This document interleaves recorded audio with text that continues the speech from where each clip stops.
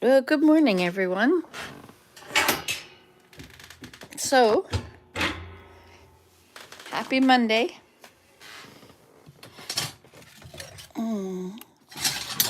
Sorry, I'm gonna light the fire here. There's this turnaround thing. I have all my wood in the wheelbarrow. Willem has been helping me with that. Look, a round log. Ha ha ha! I could slice it up and use it for tops and bottoms of birch bark. And this one too. Look at this one. This is a bit smaller. Okay. So we're supposed to get a bunch of snow today. Heavy snow. Maybe, I don't know, 5 inches or something. Maybe not, maybe more, maybe less. I'm not sure what it was. But this is Canada. It's a wonderful winter we're having.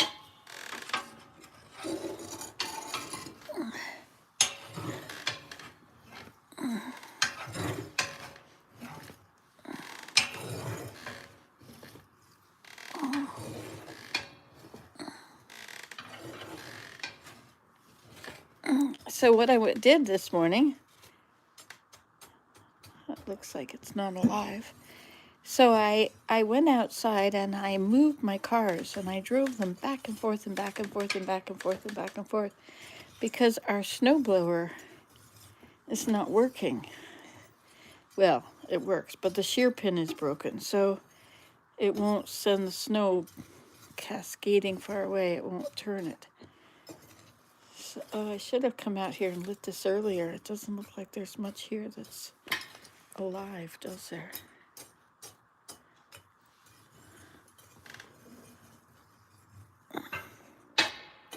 Good morning, Sadaskani, or whatever that is. I couldn't read it quite right. So what I did, since the last time it snowed, I didn't snow blow the lane. It still had about 4 inches of snow in the lane, and so I drove back and forth and back and forth and back and forth on it and smashed it all down. And then I parked the car closer to the end of the... This is a very big one. Oh my goodness. Those are both very big ones. Let's see if we can do it this way.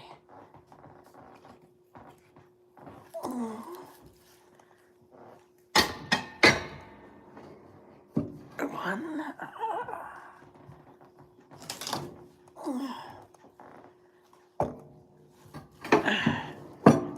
Two. Now, do we have a really little one here?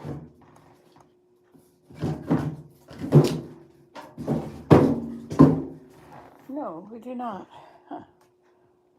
All right, well,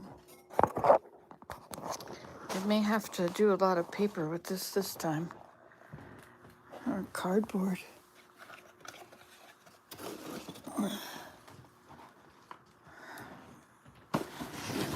Oh, wait. Oh, there's something happening there. Okay. See if that gets big enough. Okay, I'm gonna...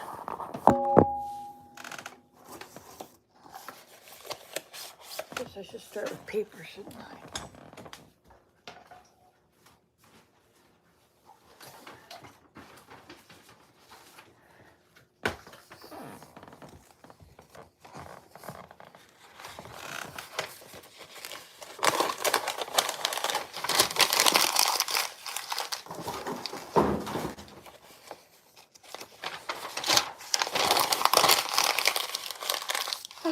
So anyway, I feel good about how I flattened down the snow out there. It was about this thick, and it was in ridges where it had come off of the car and was in a pile around the sides of the car. If you look at these YouTube videos, all these headlines, they're just really tell you all these lots even about Canada. There's so many things out there that are not true. You have to, before you watch a YouTube video, you really need to ask ChatGPT if, if there's been any change in the, like they're saying things like $15 to cross the border into the United States. It's not true. And all these things they make up. There's all kinds of things those things that are not true.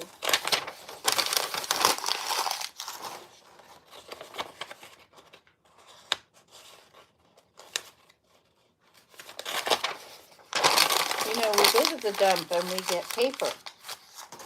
And some of the paper that we get, like this is about the parole board, court information form, record suspension application. Something tells me that the person that we got this from is a police officer, because some of the stuff in there, and this is not filled out or anything. It's weird stuff to have.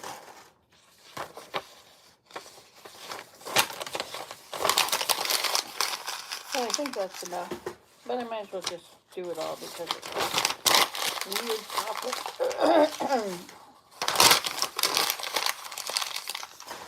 You could just use the back of it for coloring on. We used to when my children were little.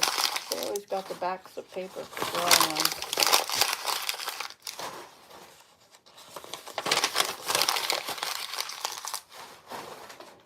Do you know how to cook? I can't believe how much of the grocery store is full now of things that are already cooked. You just heat them up. Look at that. I think my red bit in the wood stove went out. Let's see.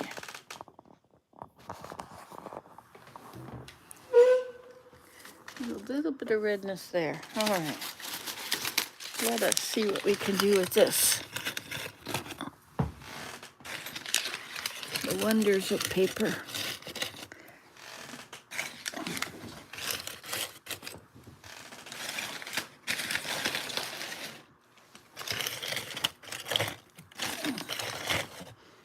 Where is my daughter? She's at her house.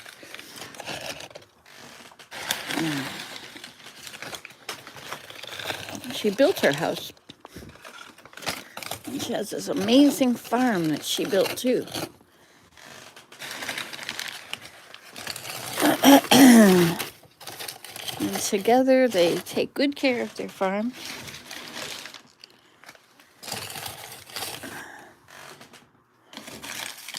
She feeds her deer right outside the door.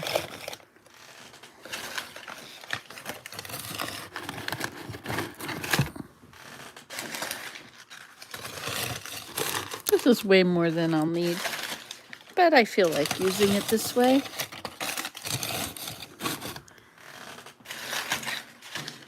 All right, that's enough, Nancy.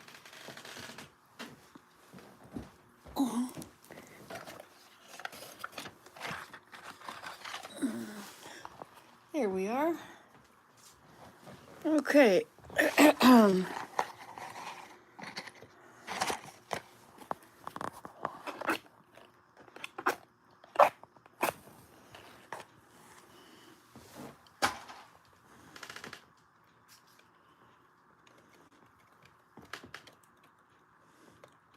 Having hearing aids is amazing.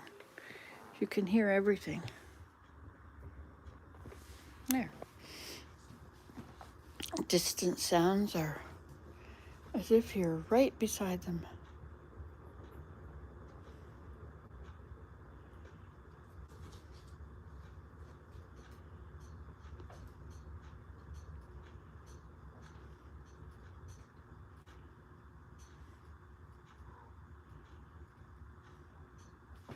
Come on, light the wood on fire.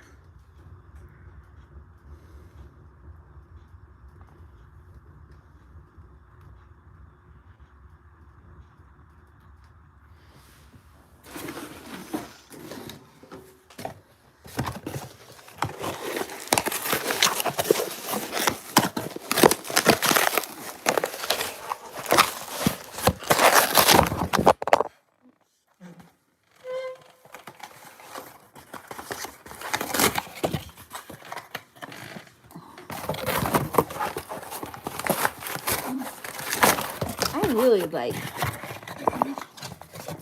I really like buying from Amazon. So you have to be careful. But it's a lot cheaper than going to town. I mean, I suppose if you lived in town and you were walking distance from stores, you might not need to do it. But if you live any distance from stores, this is not working at all. Goodness. There's that same little coal down there.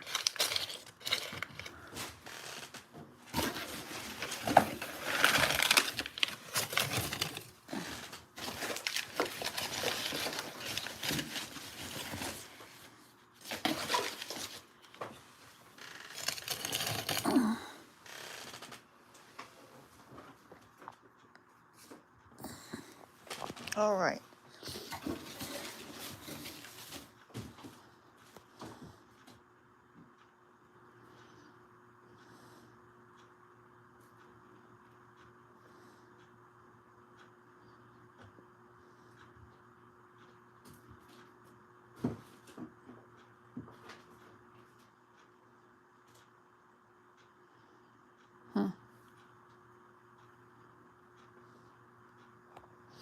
Where there's smoke, there's fire. It's going to happen. Whoa, there it goes.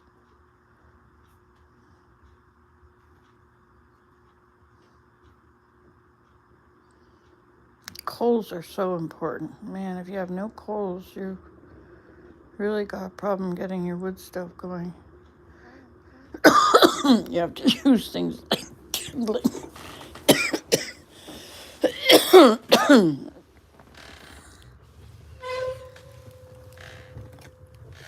Okay, let's go out and get some kindling, I guess. I don't have a WhatsApp number. No, yes, I do actually.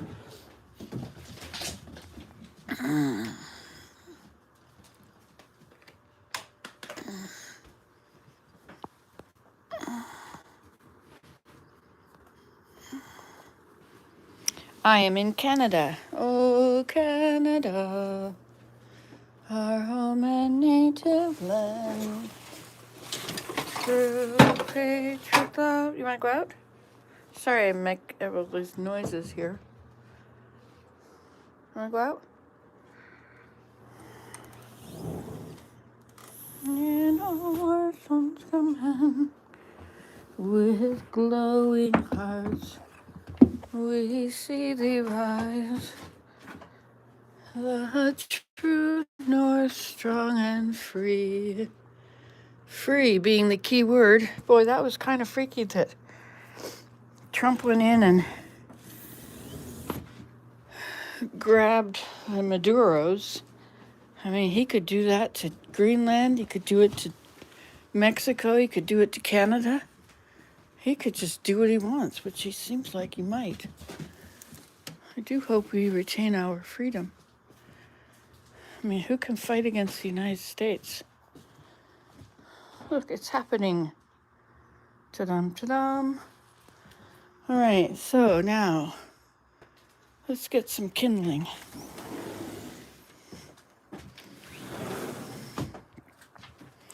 I have to get the shear pin out of this too, because this one spins. It does no good for getting rid of the snow. Okay, kindling.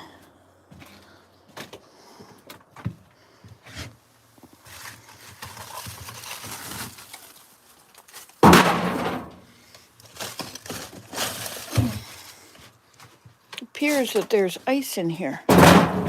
Bring that inside, it'll turn to water.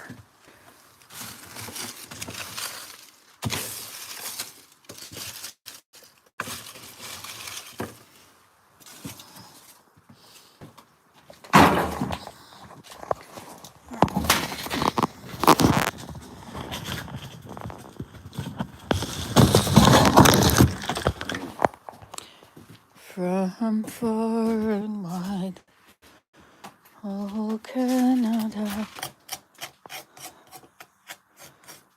Where's that opening thing? Here it is.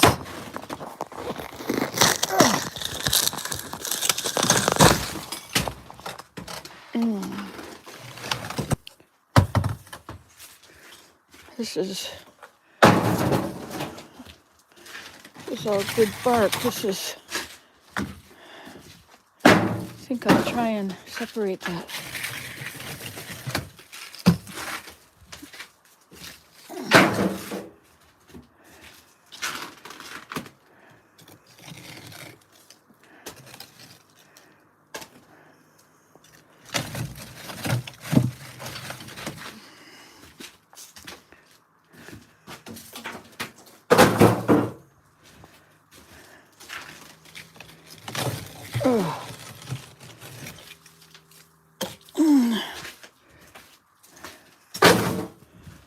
Oh, Canada. Now, what about this one? This has got ice. All right, no gloves.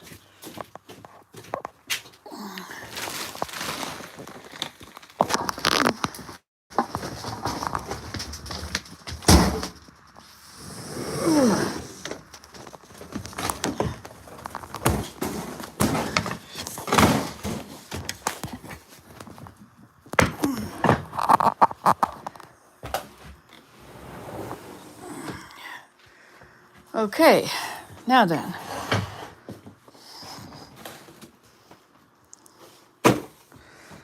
What's happening here? Nothing. Absolutely nothing. All right, we'll try this again. Let's use up this paper first.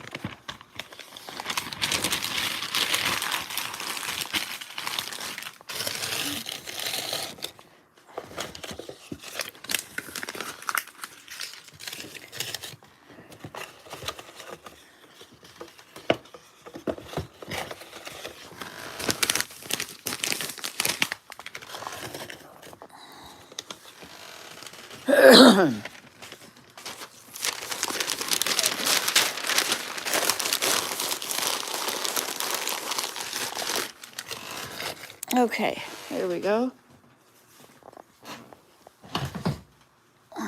Now, the way to move a wheelbarrow is to push down on the front and it will roll. It lifts the back things up just enough to get it out of your way. Out with the old and in with the new.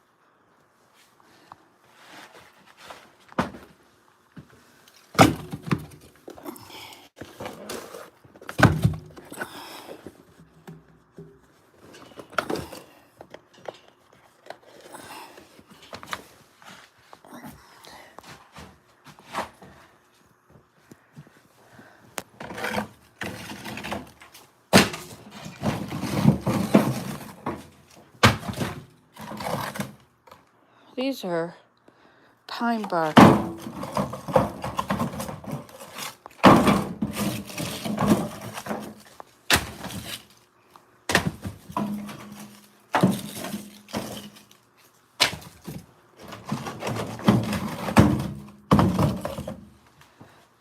try and separate the inner and outer bark. Hello, Mongol.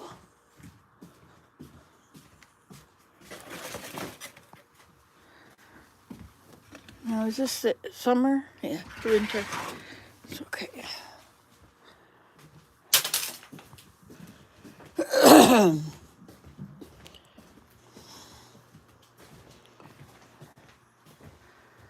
This has to go back outside.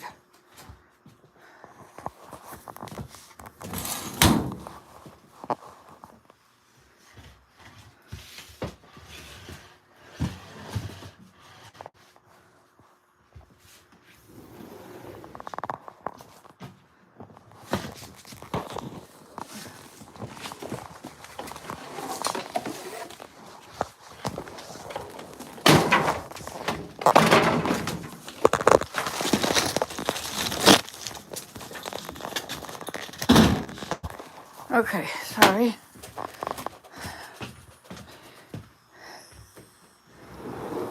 Now, let us put some of this in here before our paper burns up.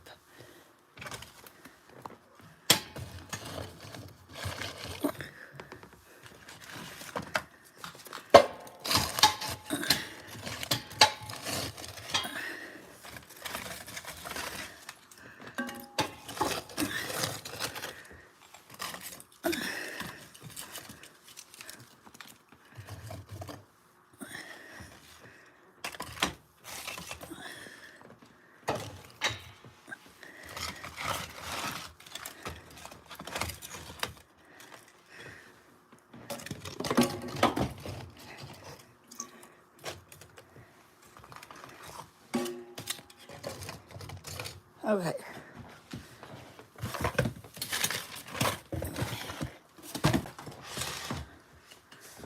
All right, now here we go. So let me see what all these things are. You said, hello, Nancy Drew, where are you, Canada? Are you alone today? Well, I have Heavenly Father is with me. So no, Willem has gone to an appointment. Where is my daughter? She lives away from me. I think very cold. You haven't done stuff ever. Oh, you're from Peshawar, Pakistan. Yes, I went to not Peshawar, but I went to Peshawar, Bali. I can this work very easy. Yes, I'm sure you could do this very easily. But I'm doing it the hard way.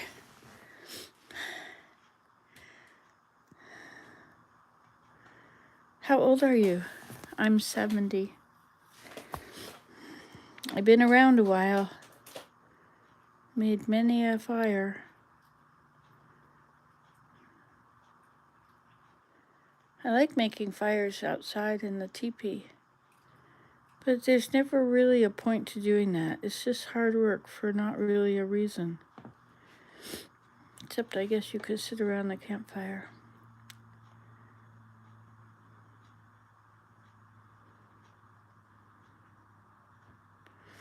It's coming. Come on, later up.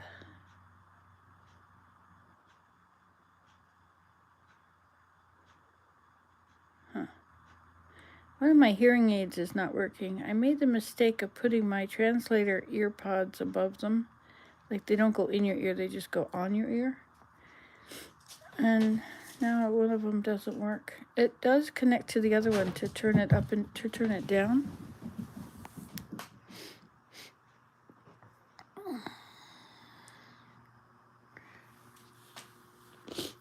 I've been working on my loom. See how far I've gotten so far? I'm so pleased, so pleased.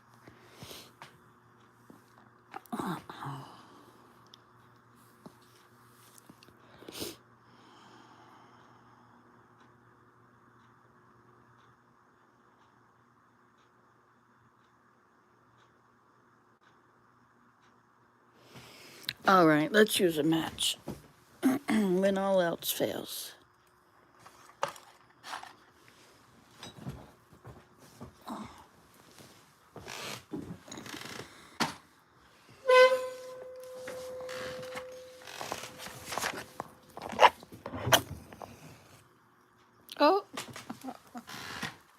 wanted a little extra air, didn't it?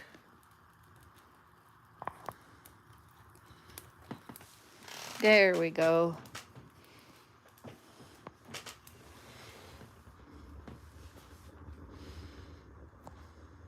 Now it'll burn.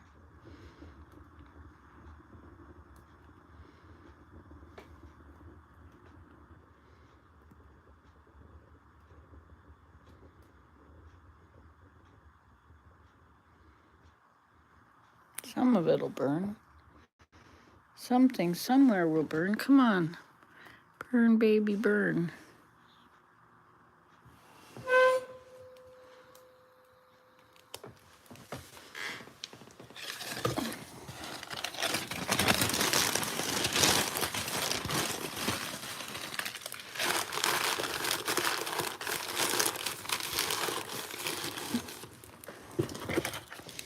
That looks like it might be a piece of pine bark,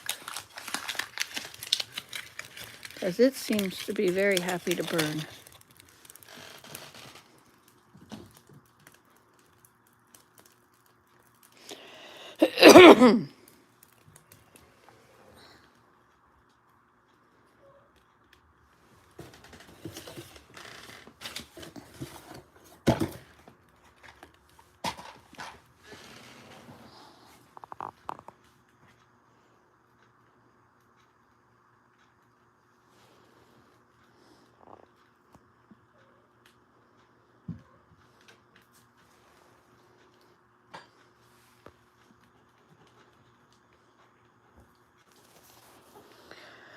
Okay, look, it's working.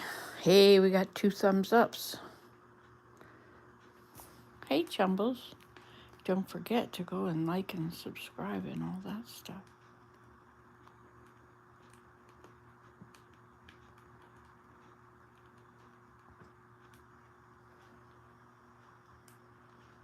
So all the good guys in Congress seem to be quitting.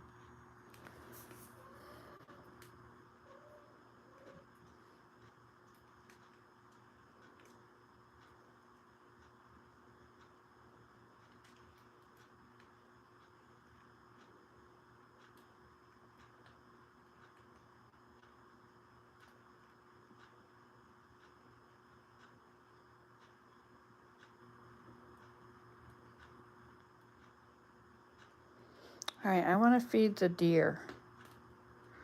So let's take this out to help me open this thing up, and I'll get my deer food thing here.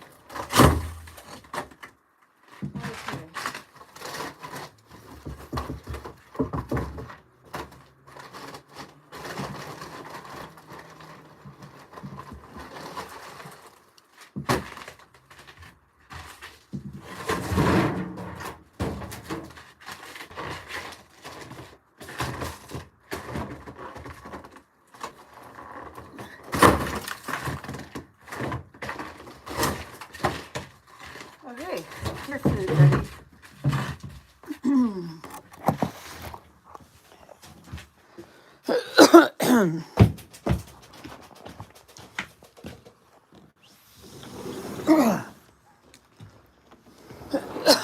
Hey, what are you doing on my mattress?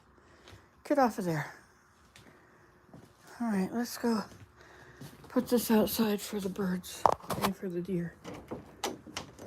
La la la la la la la la la.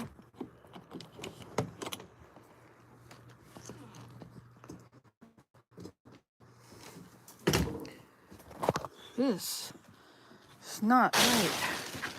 This is going to be a bad thing. Oh, it's so far away. In here like this.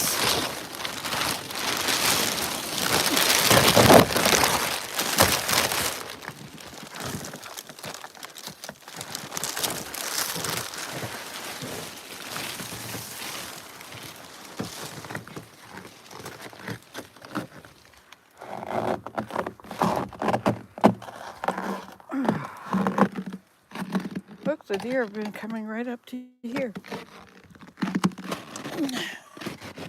They're hopeful.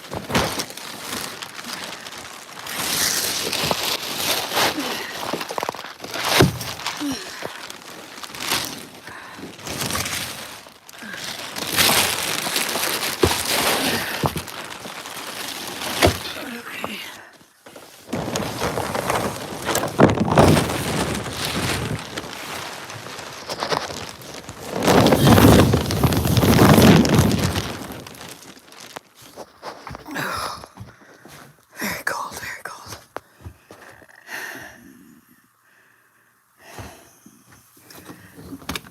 Okay.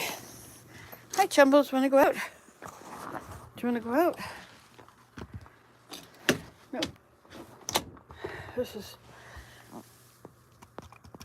still frozen. Hi, kitty. Okay, that's enough of that. Let's put on some socks here. Keep my feet warm. You're a 50-year-old, 53 years old man. Getting old, but not so far. Okay. That was a cold moment out there.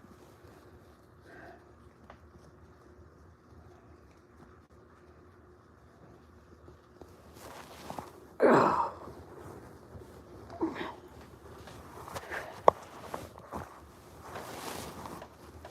Sorry, gotta put these socks on. Warm up my feet.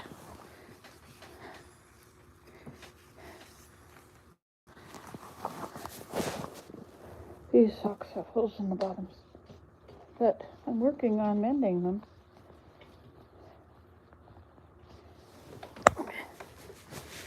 Okay. It has lots of holes in them. Sorry, just a second. I gotta get these up here. All right. There. Looks like I should take my crochet hook to that. Well, it's working. It's burning.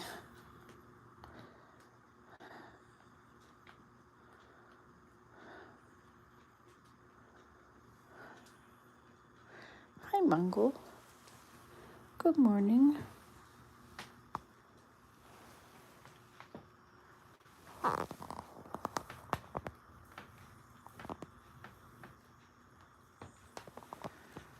All right. Yes, that's good. You're my friend only. You're far, far away. That keeps everybody safe. Look at the fires finally going. Isn't that lovely? Nothing like a little bit of bark kindling. I used it all, didn't I? Have to bring in some more, I guess. I think I'll work on this a little bit today. I think I should go for a walk. Look at this. This wood is not very dry.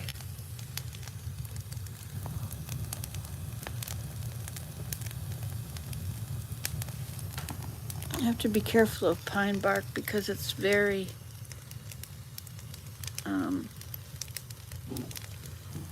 it's full of creosote.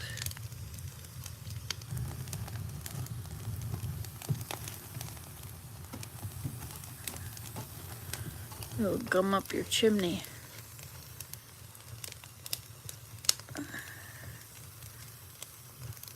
This is very wet. All of this is wet. Well, we'll keep it going. Now, let's go for a walk over here. Oh yeah, I found all these baskets that have to be worked on. I should work on them. So I'll take them to the work on them room in the kitchen.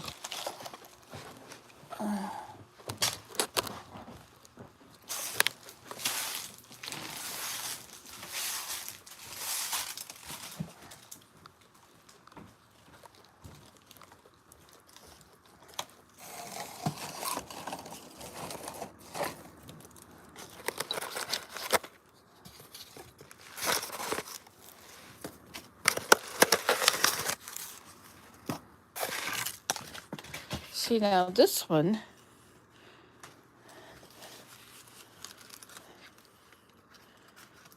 these are too big, I believe, aren't they? All of these are going to be too big for this. Is that true?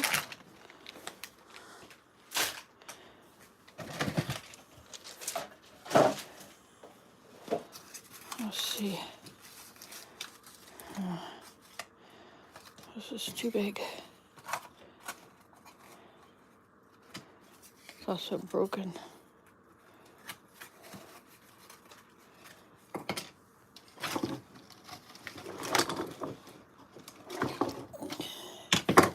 Well, this is smaller.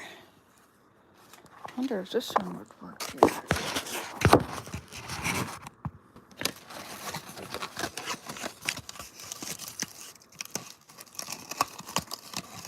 Nope. What if I broke some off?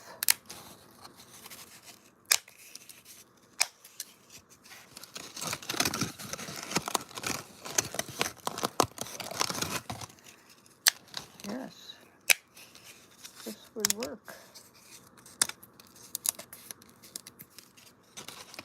Oh, now it's too small.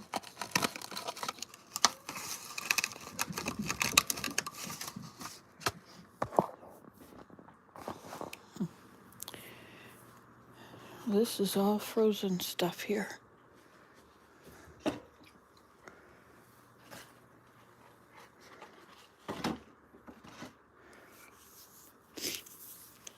That is the other kind of bark. Hello, kitty cat. Would you like to go out now? Or are you wanting to be fed? Out. Out you go. Go play. Hello, Mongol.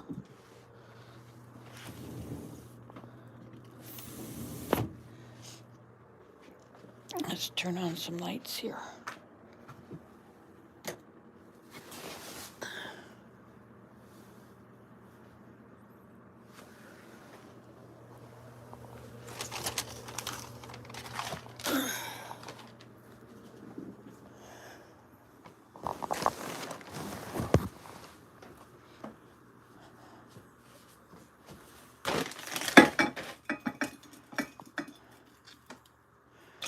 I had some orange peels yesterday, and so I put them around a piece of wood. I'm going to let them dry and make these little tiny bowls, just for fun, you know.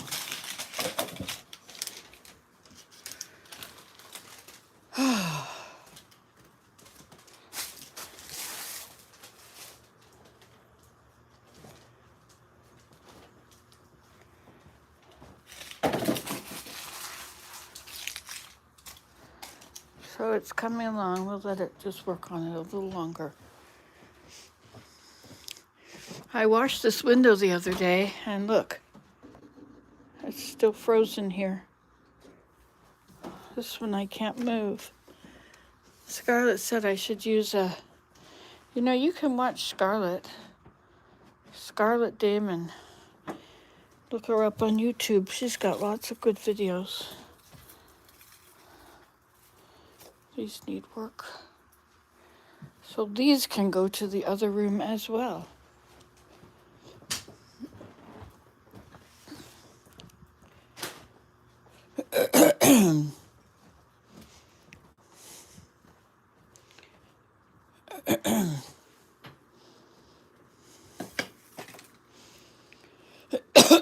So all this stuff is from the cupboard. I washed some of I just haven't finished taking it apart. But I washed some of the jars, or all the jars are clean now. And the boards are clean. Except for where the exploded pears. Okay, what was I gonna do? I think I'll go for a walk. I'm gonna get the hairdryer and see if I can fix these both are empty. We have to replace those. I'll have to ask Willem. All right, let's see about a hairdryer here.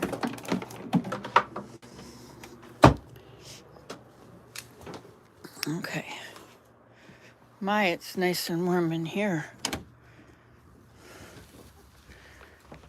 Let's see if we can do this here. We'll unplug our little device there that I was unable to set up.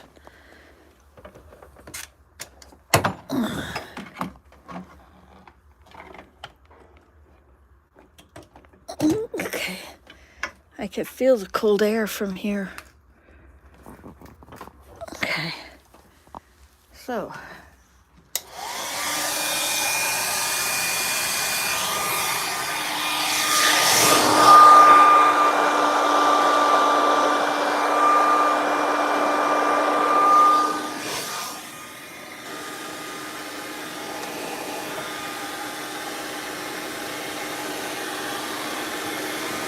But you know what?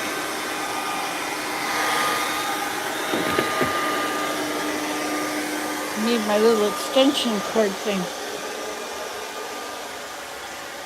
It's getting warm.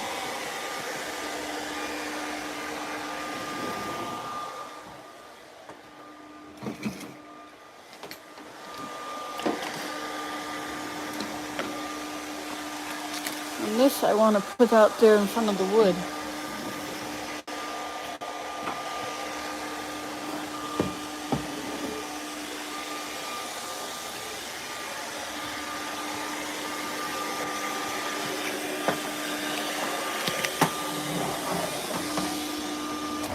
Okay, here we go.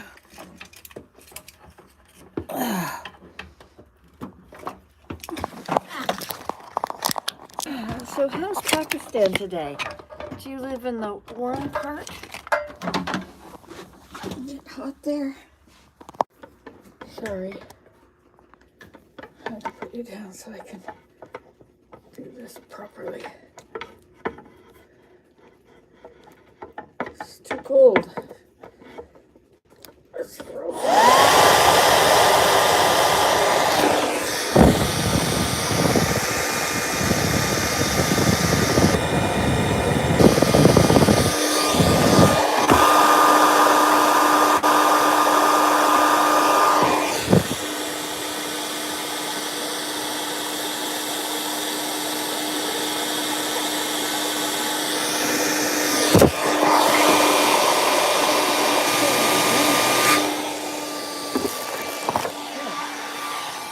Now,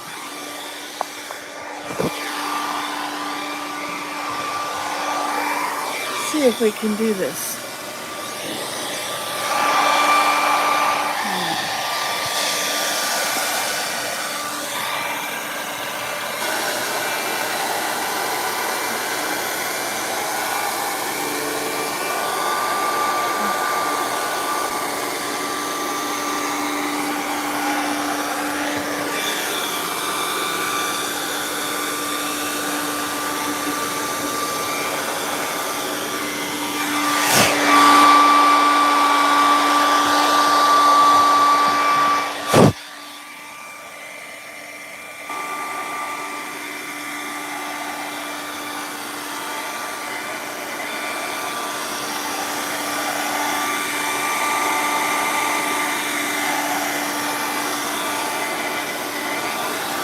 likely frozen down here where the snow is on the bottom.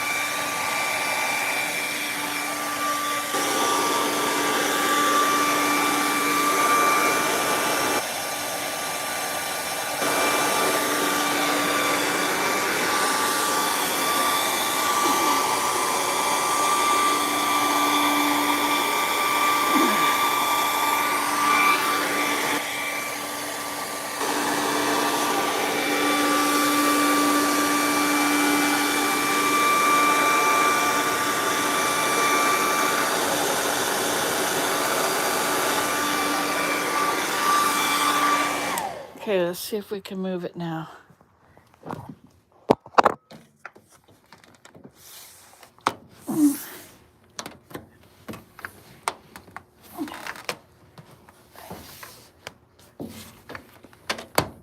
Oh, it opened. Look at that.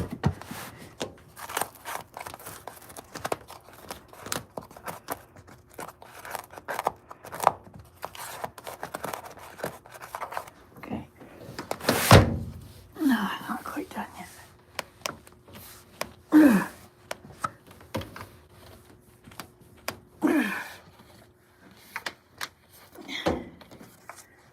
Well, maybe it is closed. Okay. Let's see if we can lock it. If we can lock it, then it's closed. Look at I did it. Oh, this side's not closed though. Oh, that side is. Okay, let's try this one.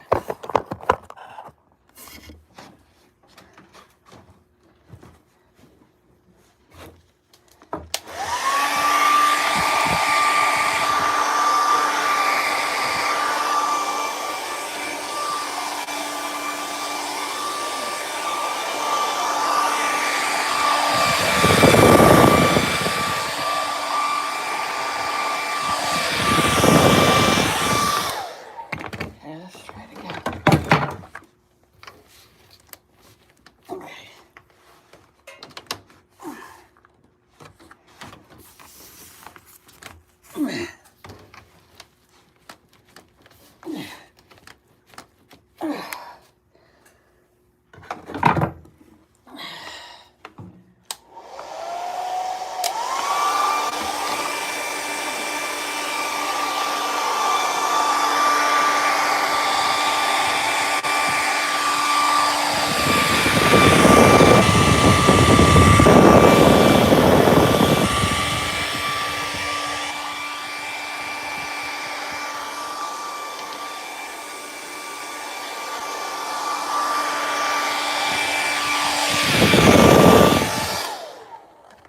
Okay, let's try it again.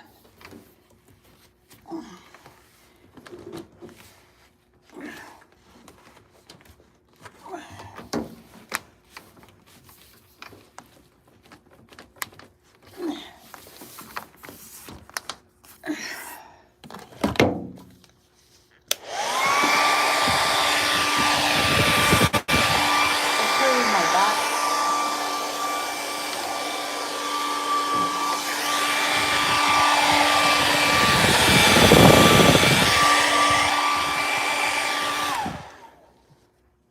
We'll try it again.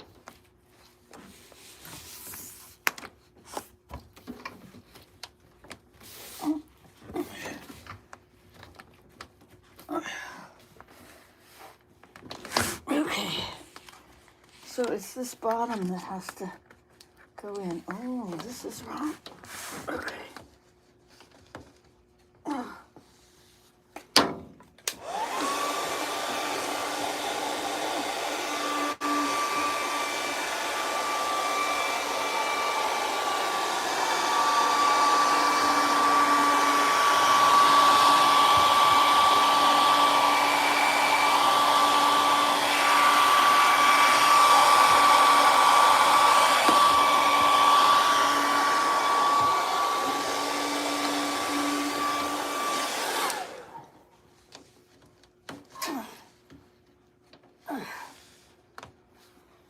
This thing is twisted in there. Okay, maybe it'll work now. Hey, I did it. Okay, let's check it out. Let's see if we can. Oh, pretty close there. See if we can do this. No. We can do this one. But not yet this one.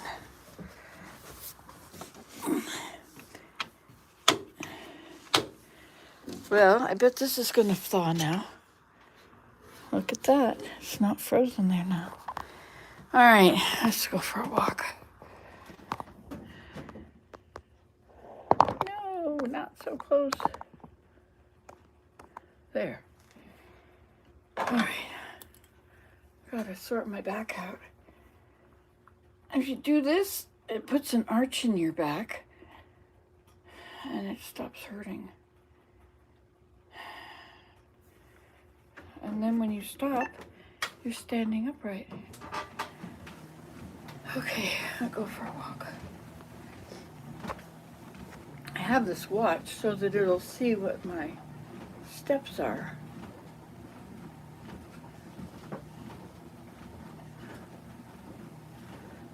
Okay, I don't want to do that.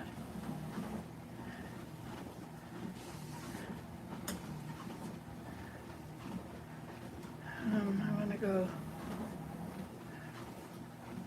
It's got me on badminton. I can't get out of it now. Badminton. I don't want to do badminton.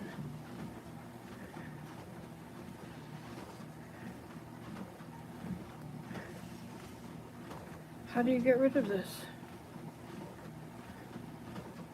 It's got music and it's got badminton.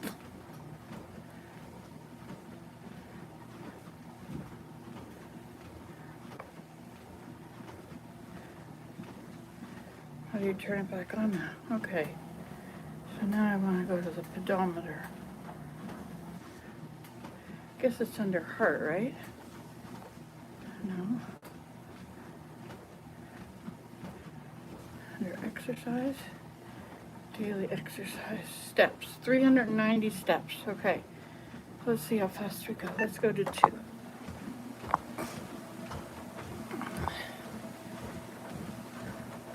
1, 2, 3, 4. I'm seeing how 5, 6, 7, 8, 9, 10, 11, 12, 13, 14. See if it steps 431. Okay, it's working.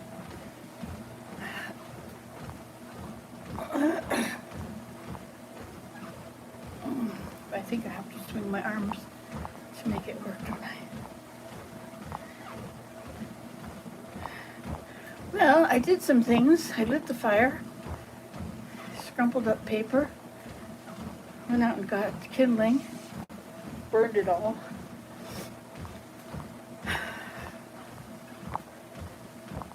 Fixed the window. It's good. It's still not closed exactly right in the bottom. What I need is to put a board there and then put something that expands on both sides so it'll expand against it and push it. But I have to be careful because I could crack the plastic. Plastic windows, imagine. Look at this, I'm going 2.0. Let's go a little faster. 2.1. Same thing.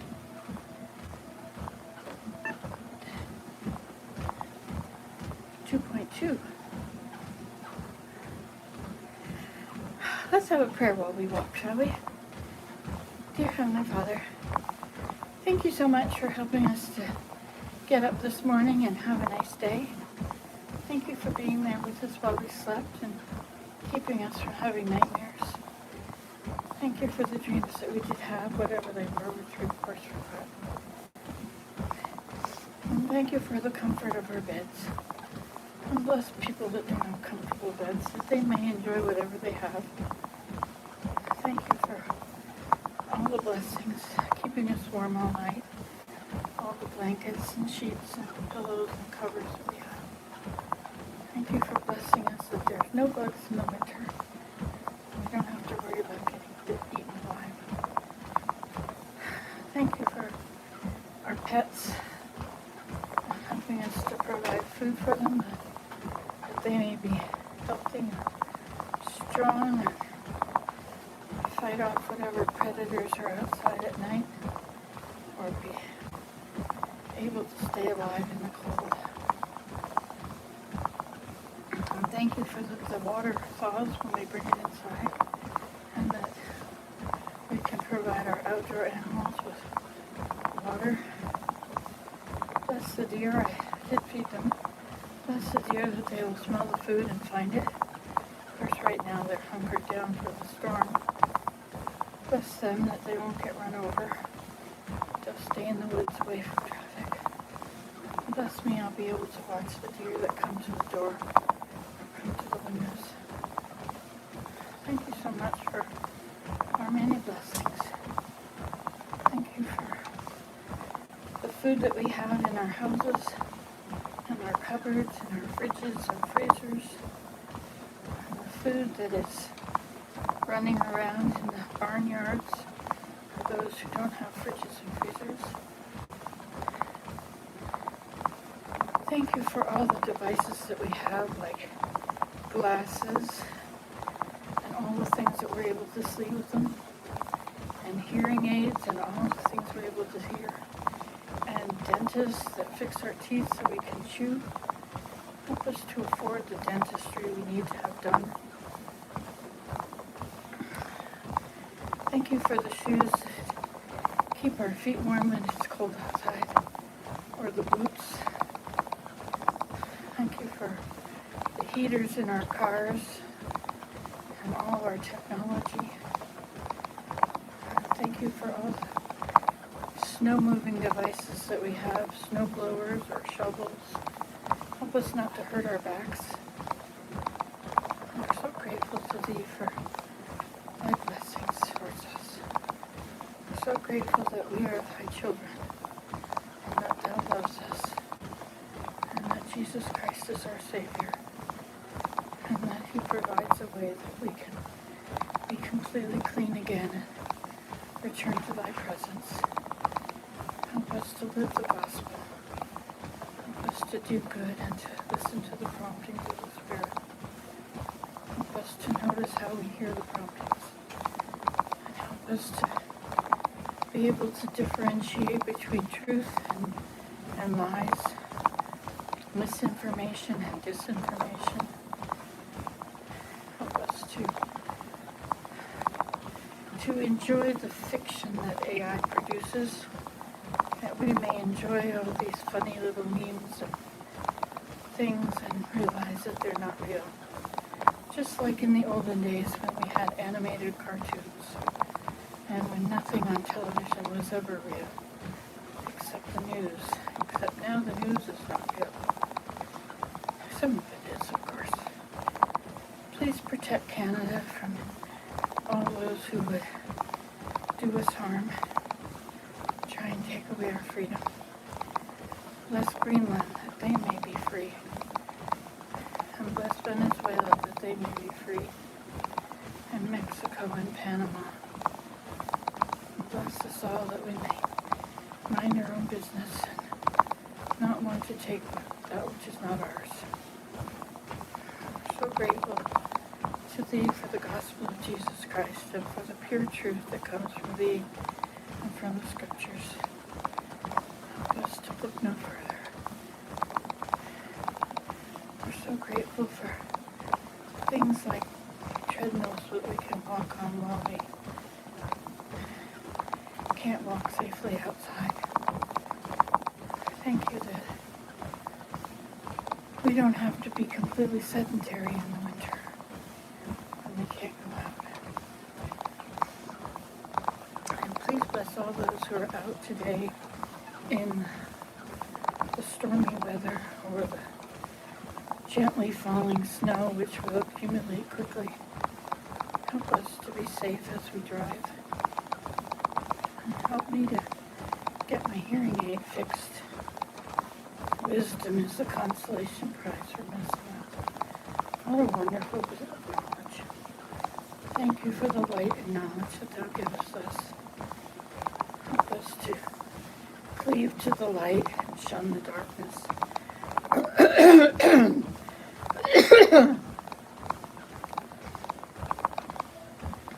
We're grateful to thee for blessing us with friends and people, acquaintances.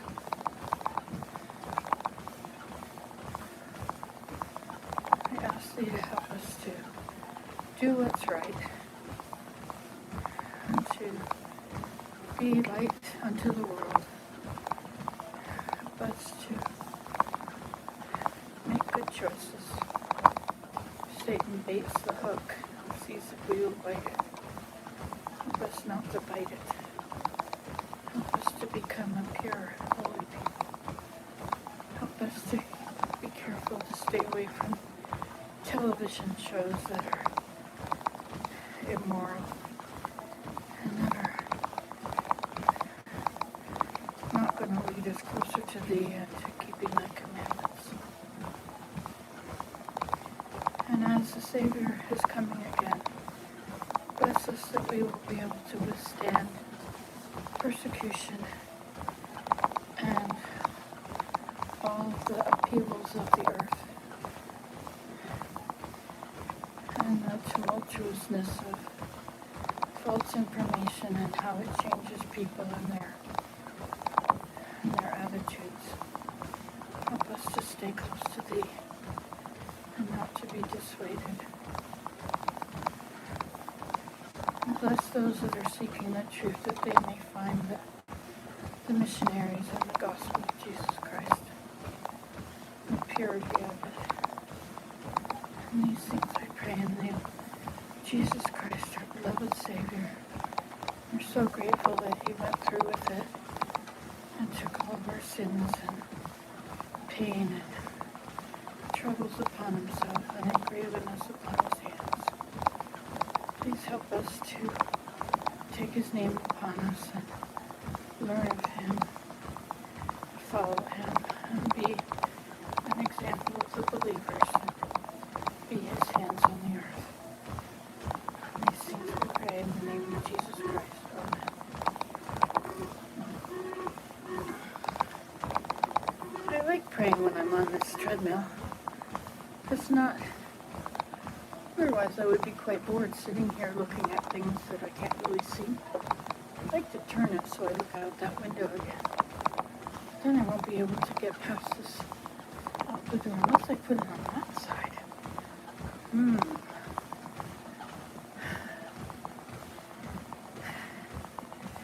I've been walking a while. This is good. At 2.2, let's see how far I've gone. Steps. Oh, 1,556. Not bad. Some people's goal is 10,000 steps a day. That was mine at one time, and then I never ever met it. So I put it down to 8, and I never met that. So I put it down to 5. And now, once in a blue moon, I would meet that. Then I put it down to 3. And I would meet it most of the time. Now I think I should have it at 2,000. If you go shopping, like in big stores, you go from one side of the store looking for this and then all the way to the other side of the store for that, which they've moved, which is now on that side of the store. That's good for you, isn't it? And you get your steps. Look at that. There's some likes up there. 6 likes and 5 people. Thank you. Nice that you guys like me. I like you too. Actually, I love you, and I'm glad that we spend this time together. I'm trying to come on here more. It's easy to just do Minecraft. I like doing that too. And actually, now that my body is kind of getting tired of this walking, my hip is not happy anymore. Neither my low back, and I probably need to close the wood stove. I think I should stop this. But it feels good to walk. It's pretty good. I like it. Do you have a treadmill? Do you walk on it? Make live videos while you walk on your treadmill? How am I going to get this window closed all the way at the bottom? Something that expands. Oh, I know. We have one of those chin-up bars that goes in the window, in the doorway. I'll get that. I'll put that across here. Maybe I have to put some wood on one side if it's not long enough. These are very big windows. They let in a lot of cold air. But I don't care, we have a wood stove. It's good to have fresh air.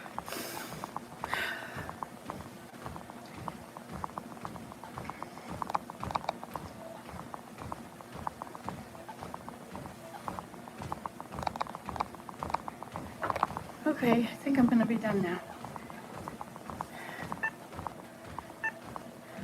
2.0 is slow. Maybe we should try going 3, just for the fun of it.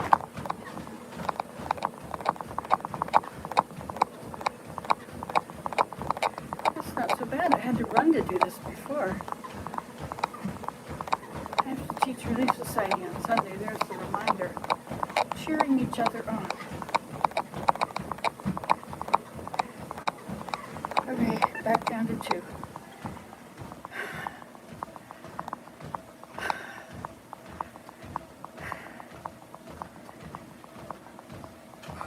Down to 1. Boy, that's slow. That's how I like to walk usually. Boy, am I ever in bad shape. But I did 3 today. Stop. Okay. We did it. Let's check our wood stove.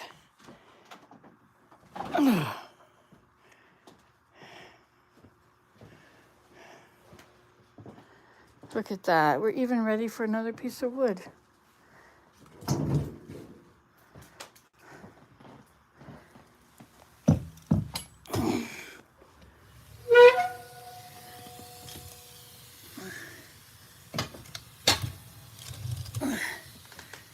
Okay. I'll shut it down now. And there she is. That's good. If I wanted to, I would clean up behind it, but I don't want to. What about this? Should we do a little of this today? Look at how far I've gotten. Okay, now this is the next ones. We lost the cross.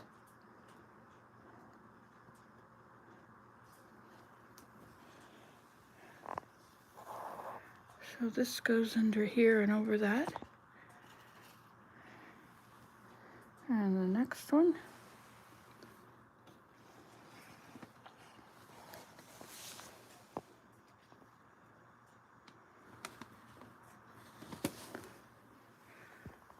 And this goes over and under and through.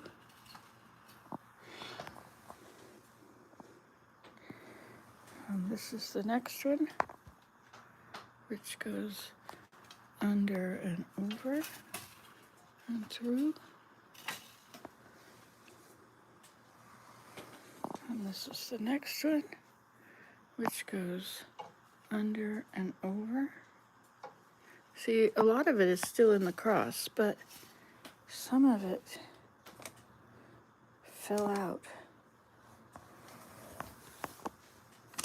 It was all in the cross. That's how it got to be on here so nice and neatly. over and under. See, and that keeps them straight so you know which one is next. What about this now?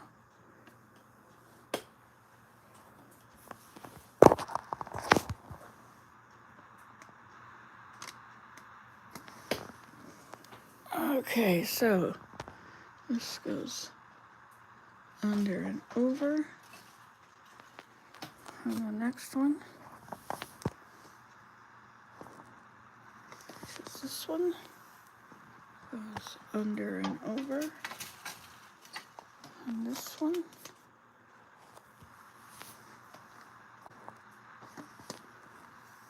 goes under and over.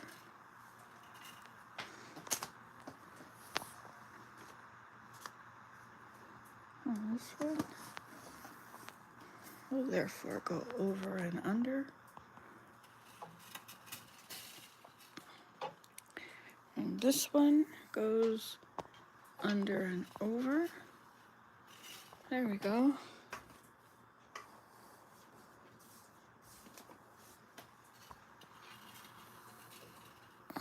And then this is the next group. And this one will go over and under. And the next one will go under and over. And the next one, uh-oh, yeah, that's on that side. This goes over and under and out. And this one is next. And this goes under and over. And this one goes over and under.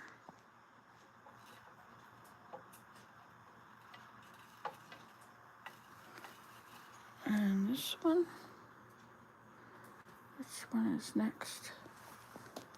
This one is next.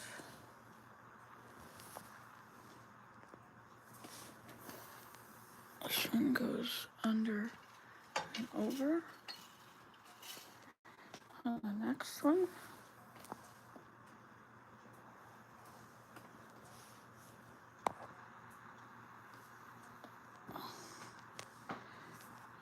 what's happening here now?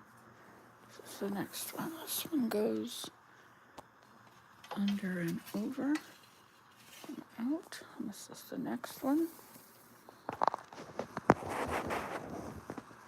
Uh-oh.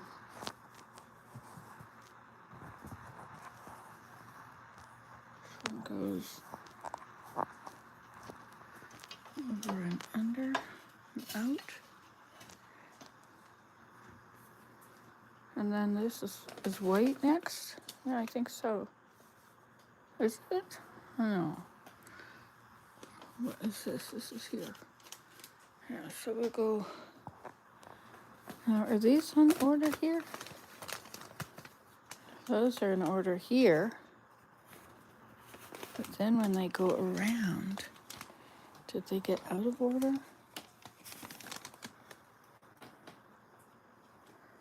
No, I think they're okay. Are they okay?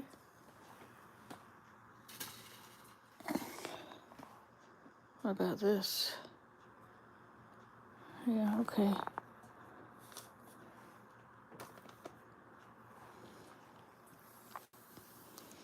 And this one goes under and over. See, these are these sticks here.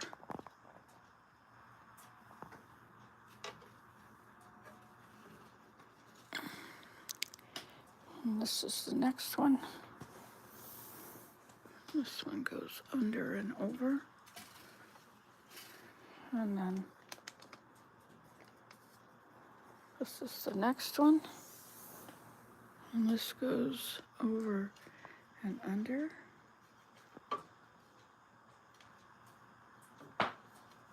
And through. And this is the next one, which goes under and over and through.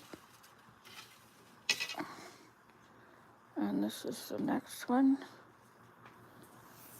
which is under and over and through. And which is the next one here. It's the next one, which goes over and under and through. And the next one. And this one goes under and over and through. And the next one. Okay, come on. There's this one which goes over and under and through. And this is the next one here, which goes under and over and through. There we go.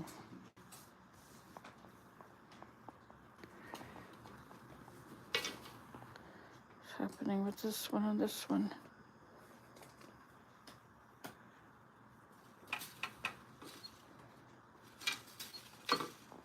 There we go. All right. And then I guess we're over here. And we're onto the cross again. Ho ho! Pretty cool. So the last one here was a 3. Or is that a 2? That's a 2. Let's pull that through. No, the last one was a 1.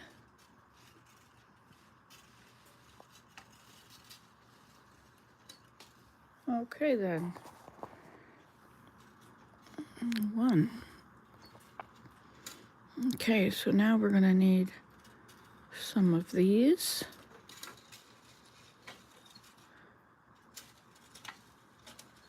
And some of these. And some of these. And some of these. Okay.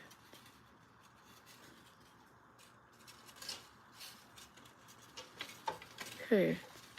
Now I think I'm going to release these from here.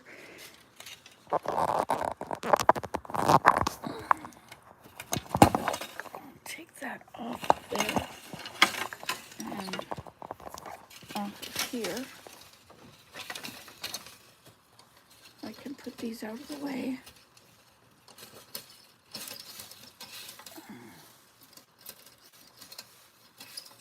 Okay, and then this one is off already. Let's get the top of it off. It is off, so let's put those away.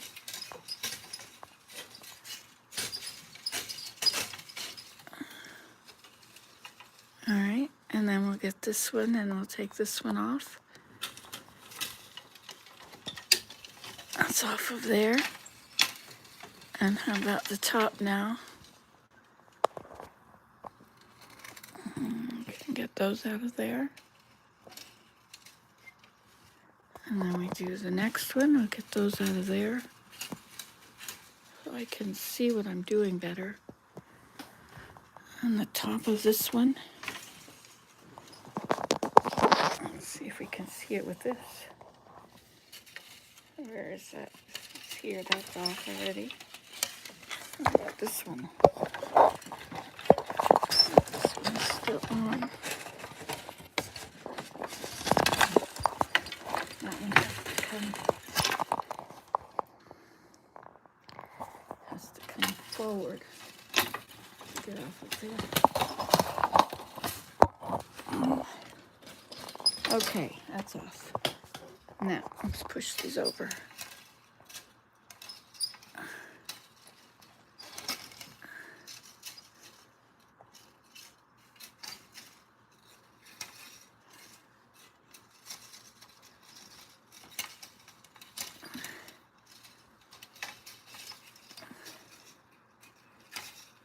Okay.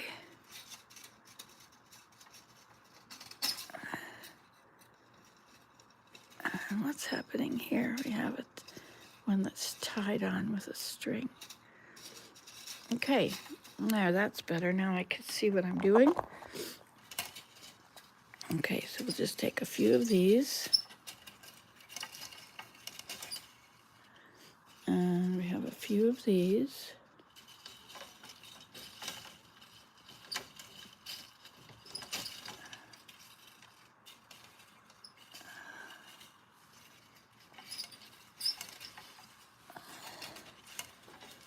Okay.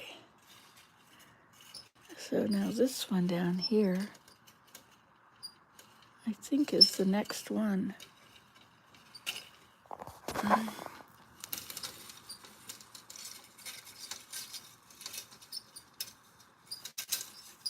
It's not tied at the top anymore. Let's just cut that one off.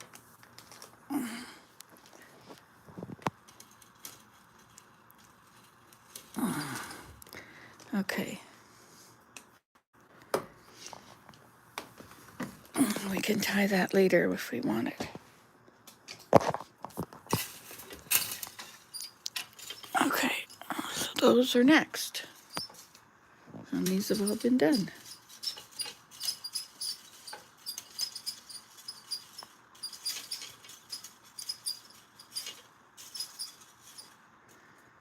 This is number 1. Okay, so now let's add a couple more of these here. And we will move all of this to here. Okay, and we'll start with the first one here, which I think is this one.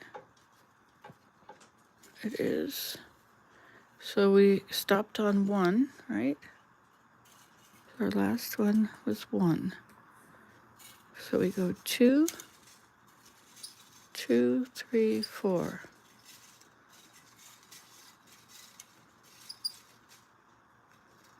So here we have 2, 3, and 4. Okay. So this one goes through number 2.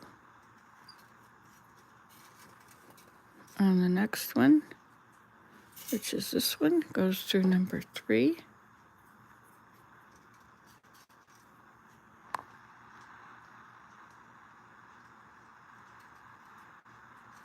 Because that's the pattern. I'm going to make waffle weave.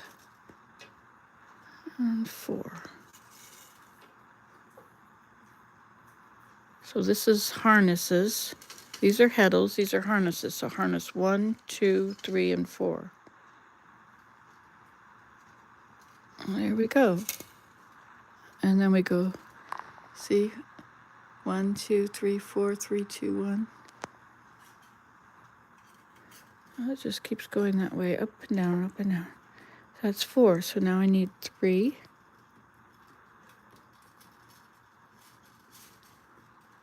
2, and 1. And the next one in line is this one. Oh, wait a minute. What's it doing way over there? Oh, it's been turned over here. Okay. 3. And the next one is this one. 2.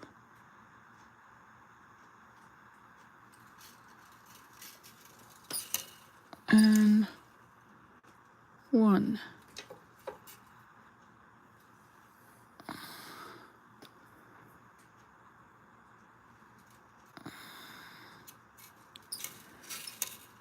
Okay. 3, 2, 1.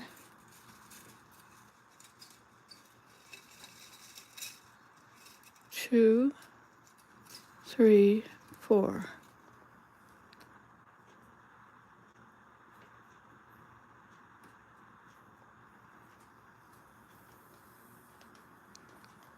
That was 1, that's right. Well, this is 2.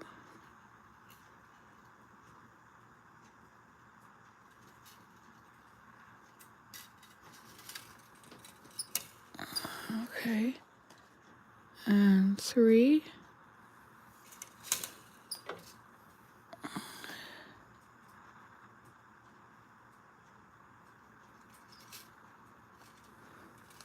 3.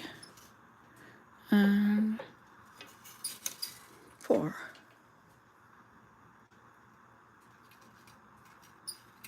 Okay. And then we'll go to the other side and we will tie them together.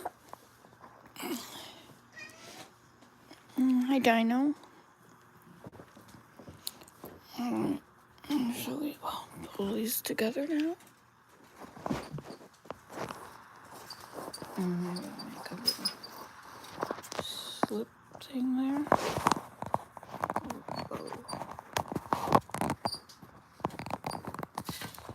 Okay, look at that, making progress. This is very cool that we covered the whole cross. Really good. And this never lost the cross. Yay.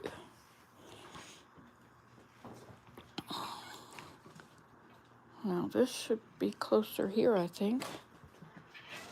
We'll do the same over here. Make it closer here. Put that through there to hold it.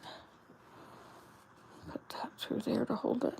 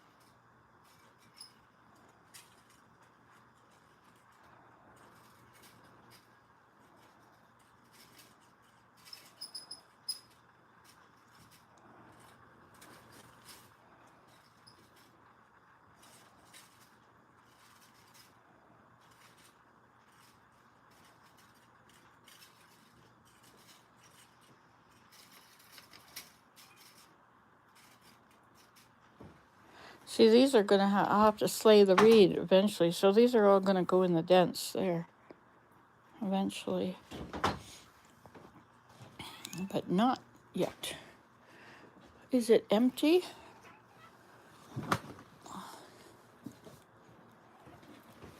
Okay.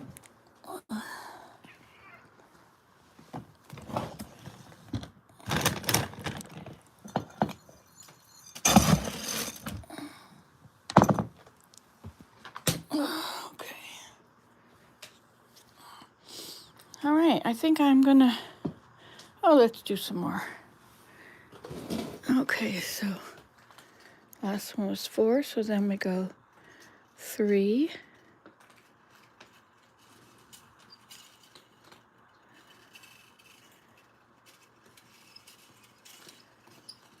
Okay, 3.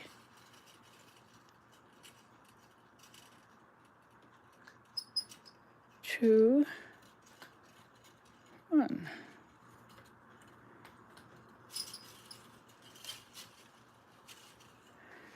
Okay, so the next in line here is this one. Oh, how come there's 2 of them in there? I'll get the right one now. There we go. This one is 3.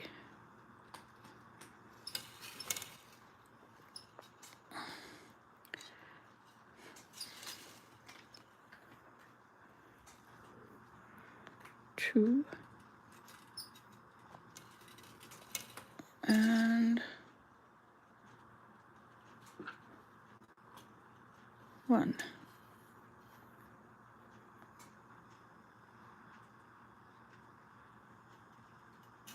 you ever woven before? Are you a weaver? How are you guys doing? Thanks for being here. 3, 2, 1. Okay, now 2. This is how all cloth is woven. 2, 3, 4. Whether it's on a automatic machine, it all has to be done this way, but with a machine, probably machines can thread the heddles and do everything without getting it all mixed up. So this is next. How come I have 2 of them together there? And that one's crossed over. This is the one. It's important not to cross them over because then you get a problem. But you can cut them and retie them so that they are not crossed later. But then you have to deal with a knot forevermore. Okay, 2, 3, 4. Now we'll go 3. Come on. 3, 2, 1. And this is the next one in order.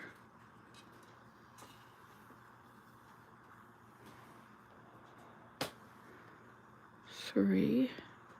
I've been doing this about 28 years or so.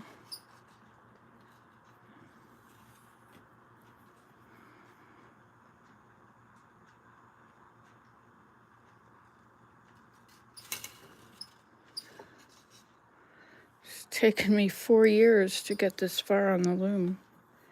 Obviously, I haven't been working on it very often. It took 2 years to actually get around to what's going on here. 2 years to get it all measured. I measured some of it on the warping mill, and then I forgot about it for a year. Came back to it. Glad I came back to it because now I have it. So that was 1. So now I need 2. These are 1. Come on, don't be crossed. Okay, so we need, our 2s. We gotta bring some more 2s over here. Okay, so we need 2, 3, 4. These are the numbers of the heddles. Okay, so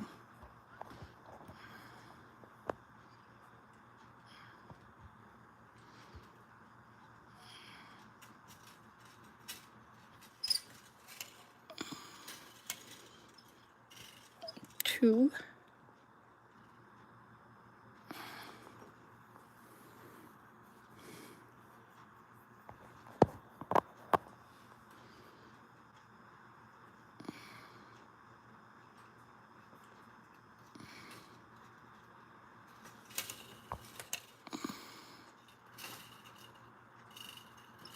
3. Uh-oh, wrong one. This one is next. So this was 2. Then we need this 3.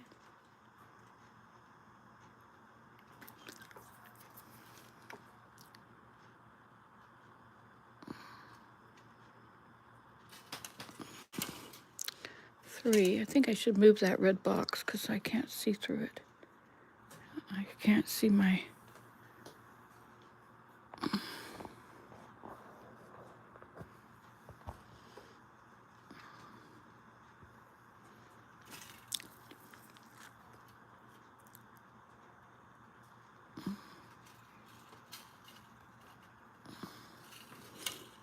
I'm going to move the box.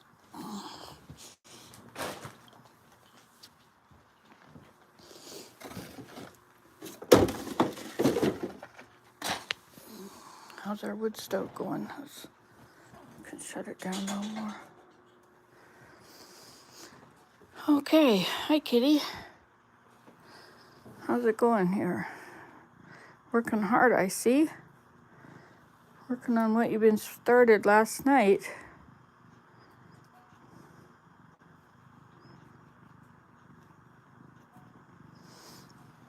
This has got to go on the bed. I think it's been there 72 hours now.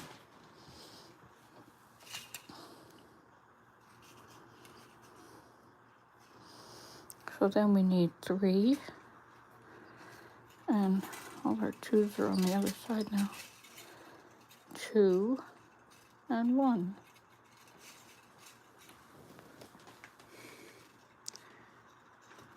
Okay, so this is next.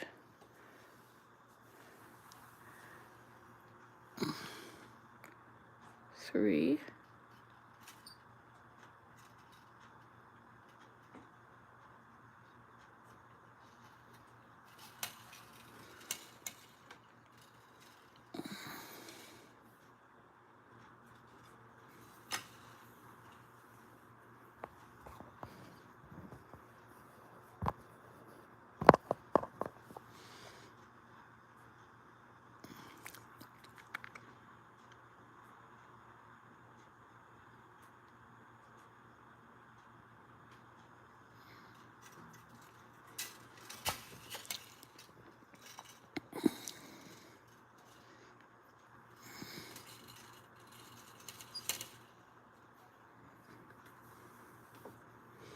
And 1. How is everybody this morning? Look at that. 6 thumbs up and 7 people there. Bless your hearts. Don't forget to like and subscribe if you do like this stuff.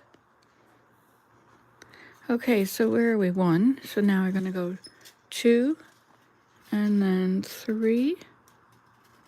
The way to do this so that you don't think, oh, it's so much, I can't possibly do that, is just think of it as, like doing the dishes. You do a little bit, you do some every day. You don't do a year's worth of dishes at once, right? You just do, in fact, you don't even do all the dishes at once sometimes. You do a little bit. You can eat elephants one bite at a time. And don't forget that. I had forgotten that. All these birch bark baskets I'm working on. I have many things I'm working on at the same time, which then is quite nice because I don't feel like doing everything at the same time or get tired of one thing and put it down. I can do something else. 4. So now I need 3, which is here, and 2, which is the second heddle, and or harness, and 1. 3, 2, 1. So now I take the next one in line. So you don't want cross threads. 3. See, this is the pattern. 3, 2, 1, 2, 3, 4, 3, 2, 1, 2, 3, 4, 3, 2, 1, 3, 2, 3, 4. So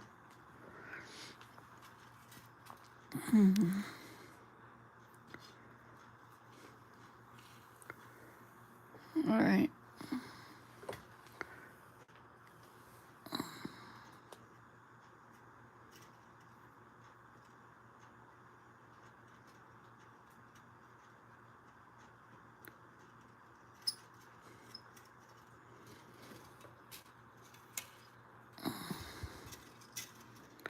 And then this one. See, they look a little bit crossed over here. We know they're in order because we already did that part when we put them through the cross. In you go. Come on, scoot.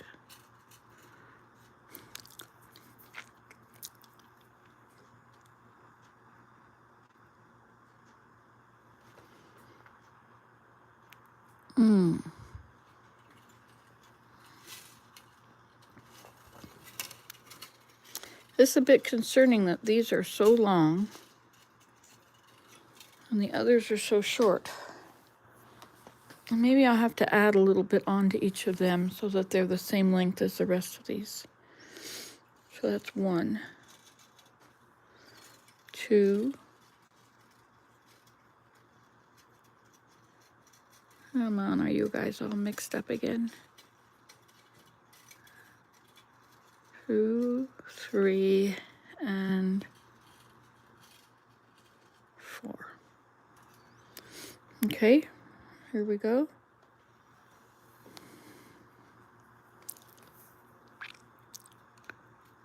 Okay, so 2 and 3.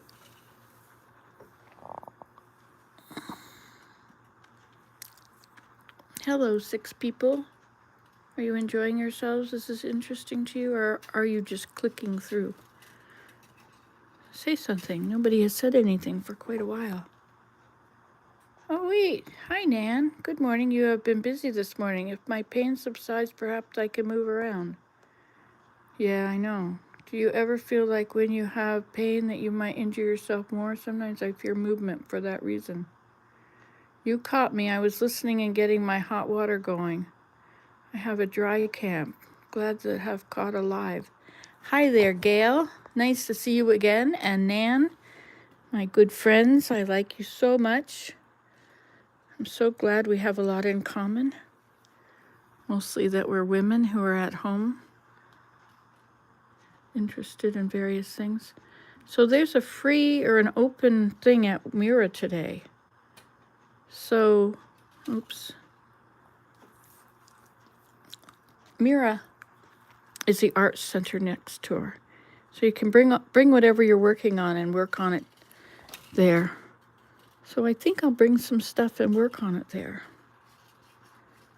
That was to 4. So 3, 2, 1. See, I'm leaning over here, which is not good for my back. So I'll probably have to get up and do something else in a little while. But I'm so pleased that I'm actually doing this. This is I think it's 4 years. This is the 4th winter of working on it. 2 summers that I worked on the measuring the warp. Okay, here we go. Now we need some more. Let's not take too many. And let's try not to get them all mixed up over there at the end either.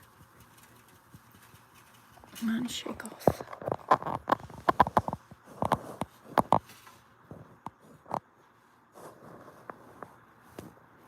Okay. What's happening with those little short ones? Is this a problem? No problems, please. Okay, I guess we'll find out as we get closer here. Oh, maybe those have been tied.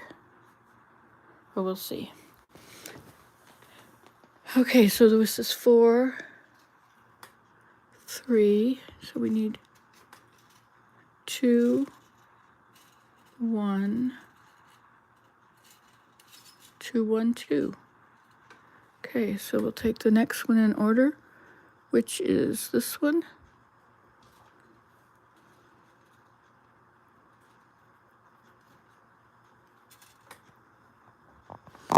I'll have to put you there for a second.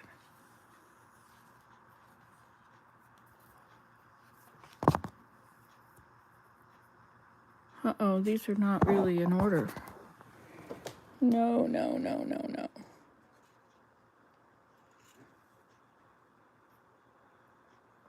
All right, so this is way over there.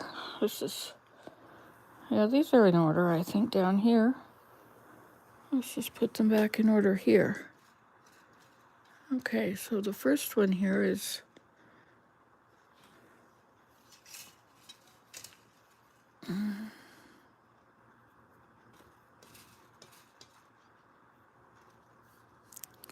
so the first one, no, that's not, is that the first one? No.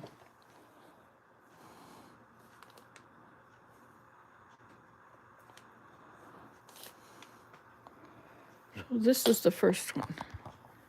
Okay. Okay, so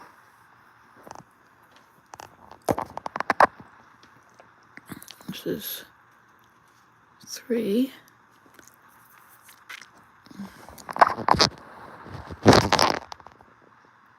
Two.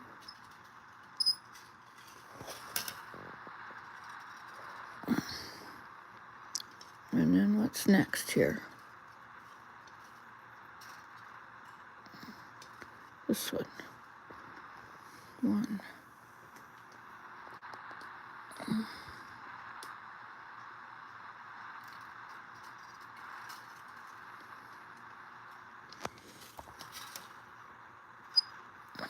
1.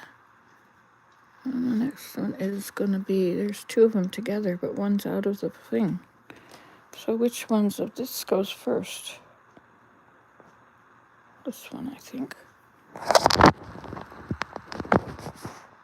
This one goes over and under.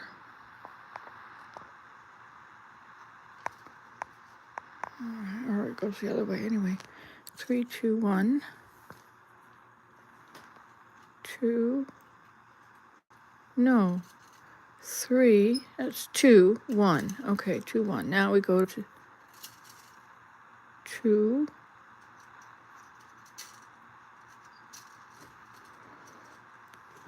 Let's check them. Okay, so 3. What is this one? Next one is 3. No, is this 2 or 3? 3, 4, 3, 2, 1, 2. Okay. Then we need 3, 4.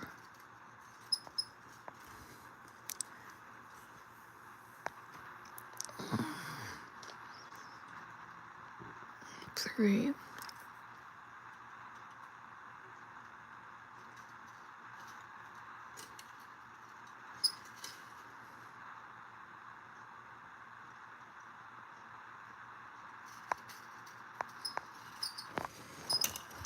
Three.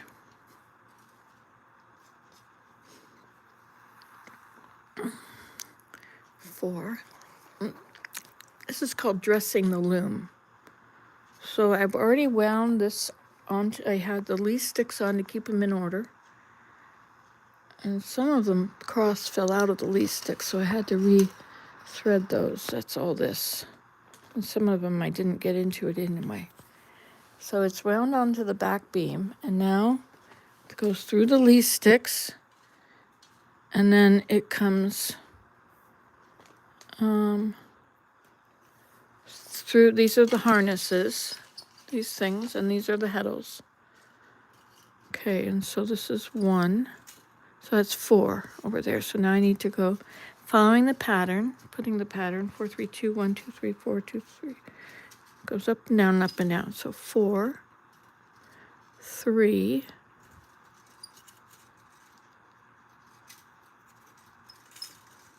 2, 1. It's a little bit bent there. So 3, 2, 1. So now I get the next one here. You don't ever want to cross your strings because then you can't open your shed. So then you'll have to end up cutting it and retying it so that you're not crossing them. So these have all been added to. That's why these are so much longer. 4. This is 3. And it's very important that they go out between the right ones. You can't cross them in here either.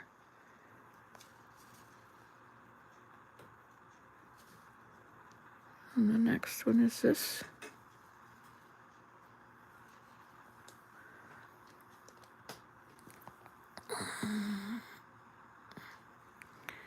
Thank you for the fires you're starting in the mornings. I love watching that. I remember all the fires my mom would start in the furnace we had. So relaxing. Great way to wake up. Yeah, that's cool. Yeah, I like doing that. with you. I haven't been lighting fires much, but now I'm starting to be the one to do the fires in the morning. Okay, 1, 2, 3, 4, because I'm tired of it being out by the time Willem gets up. He's a late riser. He stays up very late and goes and sleeps in till 10.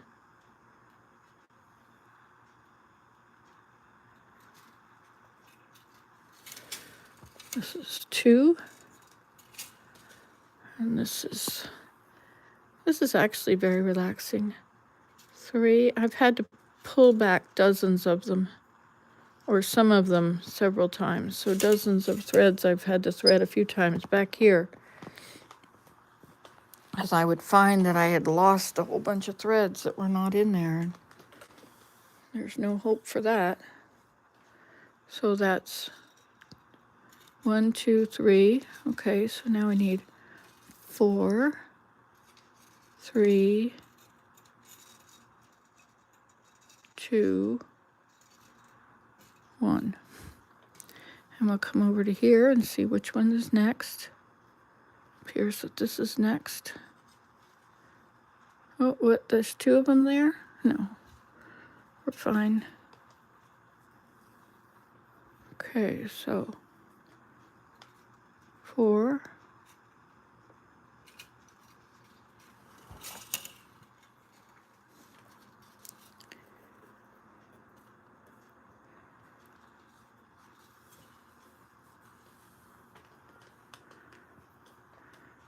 Three.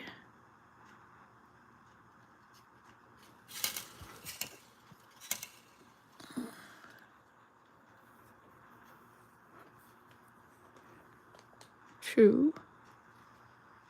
So you have to put these in the right order so that you have the pattern that you're desiring. So this is going to be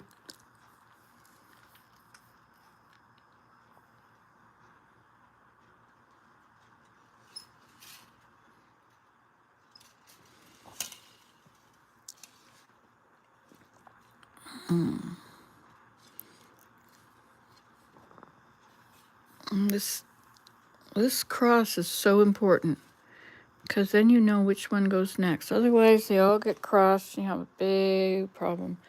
And I have had many big problems in the times I've done this. And I'm learning slowly. Uh-oh, look at this one. This one is...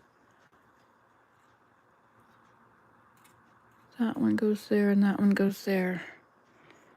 But they're okay. They're not crossed down there. It was just up there. Okay, now 4, 3, 2, 1. Now we go again. Let's push these down a little more. You can't go very far. They're filling up. This is 1. That was the last one. So 2, 3, and 4. We'll put them like this. 2, 3, and 4, so we know which order they're in. And then this is the next thread here. Yeah, I had a good time lighting the fire this morning. I brought in all that kindling and used that. All the bark that seems it's on the driveway after you stack all the wood, move all the wood.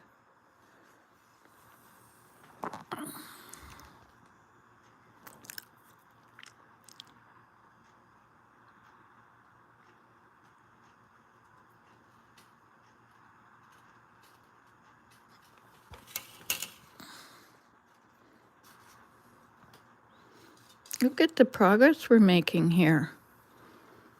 Wow, we're really getting this on.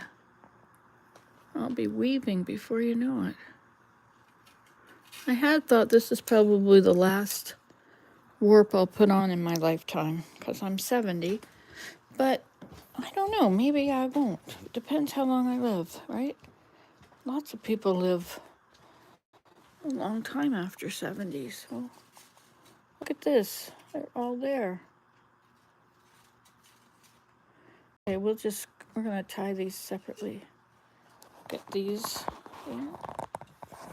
Just make a loop and turn the loop back in. Sorry, you can't see it because I'm doing it with two hands. Okay, there's that one. And then we'll do the red ones, which are all next.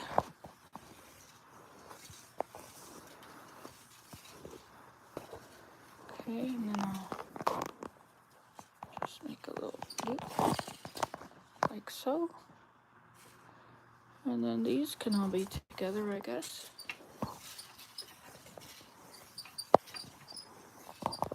Kind of comb them out a bit.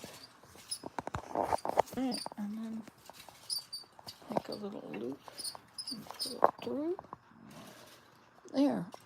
That is so cool. See how much longer those are than these? I could cut them all so they're that level, but the problem is that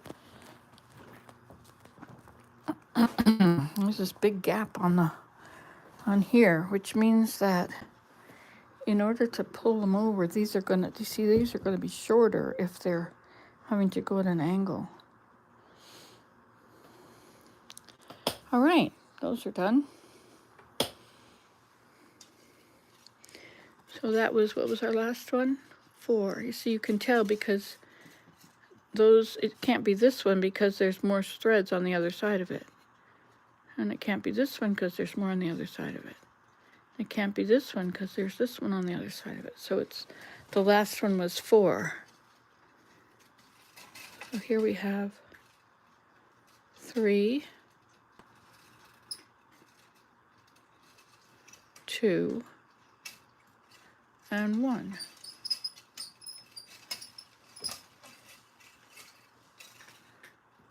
3, 2, 1. So let's do this here.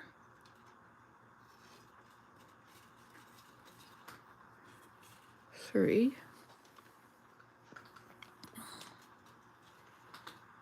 Hold on, this is 3, and that's 3.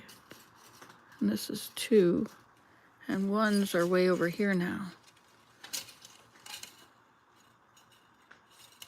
So now we have 3,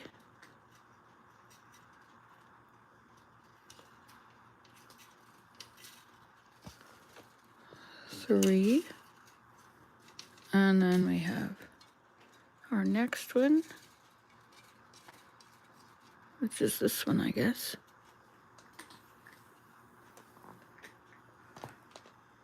2. So, oops, what's on your schedule for today, Nan? Do you still practice the piano? This is a 1.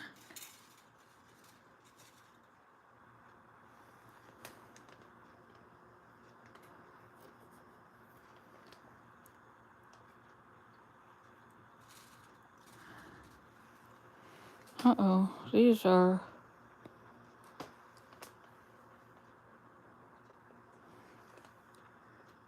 There's 2 of those there. But I don't know which one comes first.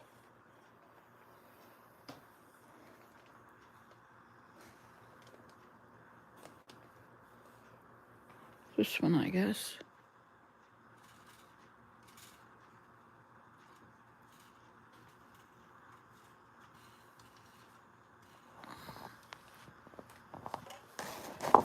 Okay. So this is 4, 3, 2, 1. You have to check it many times because otherwise you find a problem in your warp and you are pretty screwed.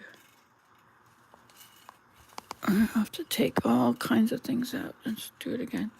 2 to 1. Okay. 2. No, that's not 2. This is 2.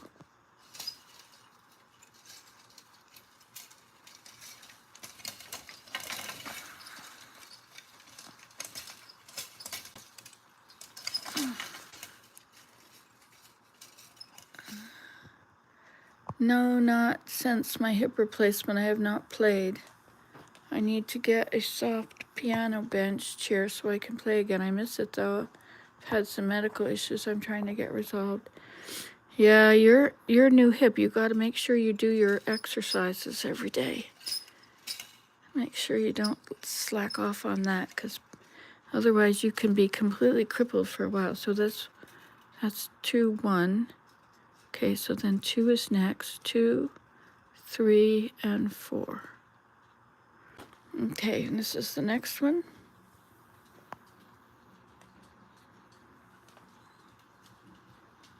Sounds like a cat trying to come in the door.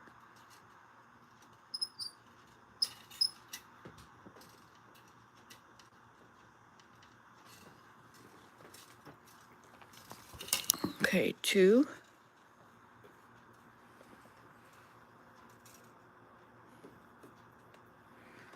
I hope these are right. Kind of look cross there. This is all right.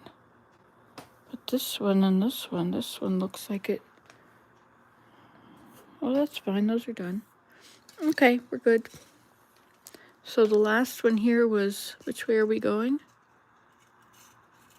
Oh, the last one is a 2, and the one before that is 1. So we go to 3, which is this one here.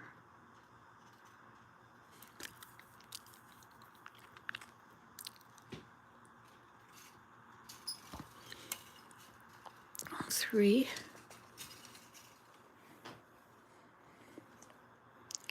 And the next one is, these appear crossed, don't they?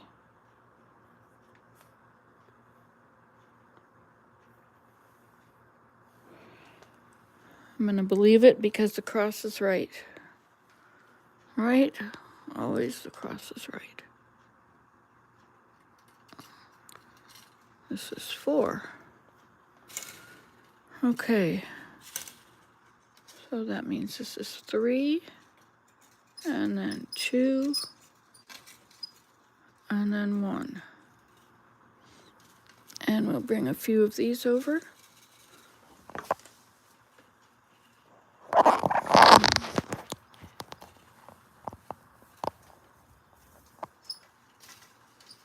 Okay. Here they come.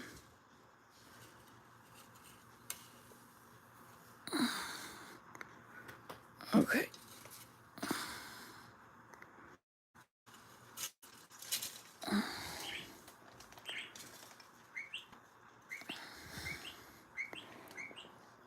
Repeat, repeat, repeat, repeat, repeat. Okay. 4, 3, 2, 1.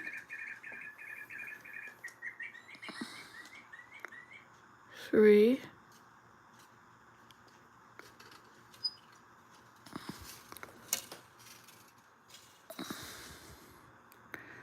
And 2.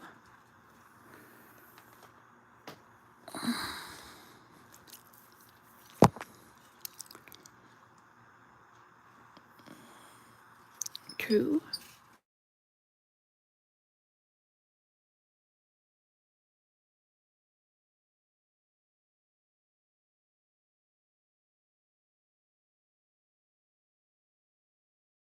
Sorry about that.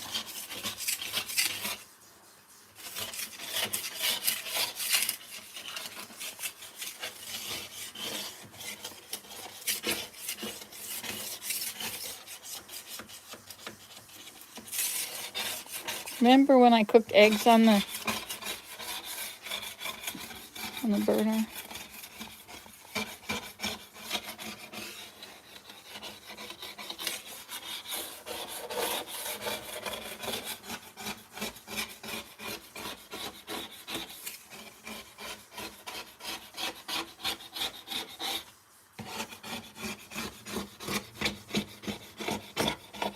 It's just the way you clean your stove.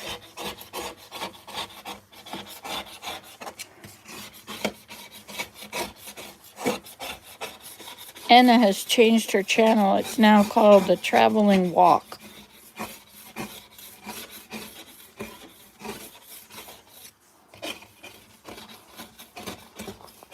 I like to watch her cook.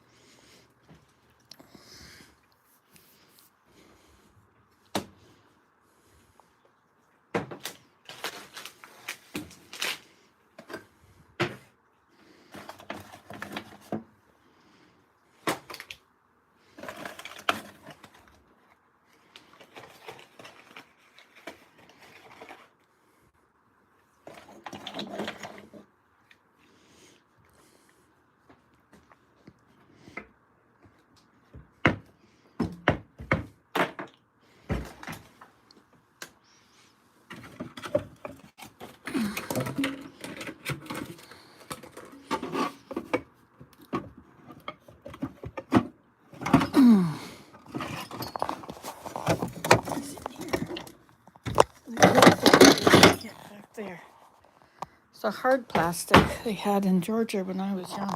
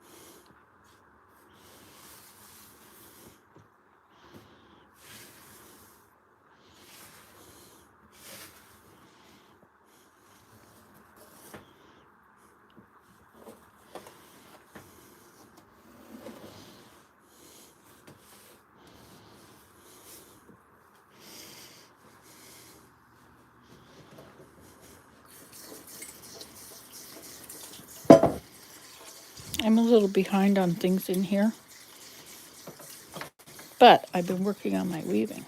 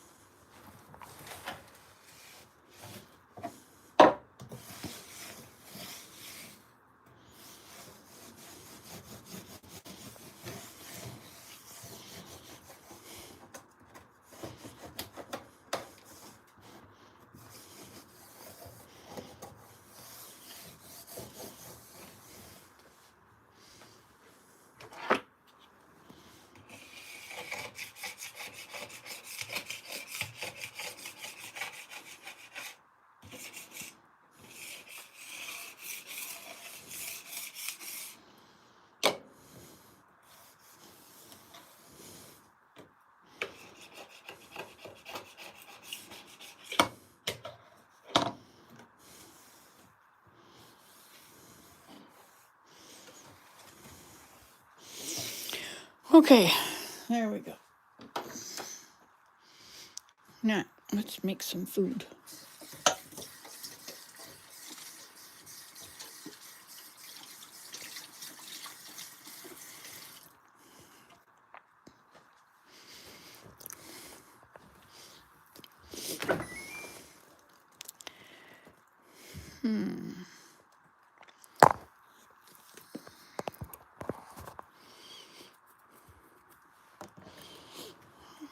All right, we're going to use up some of these canned goods.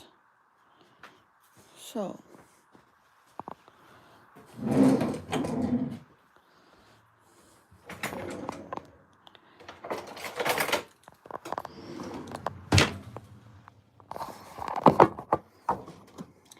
hello. So, let's start with pan. Well, I thought, hold on a minute, I thought I had some frozen cut up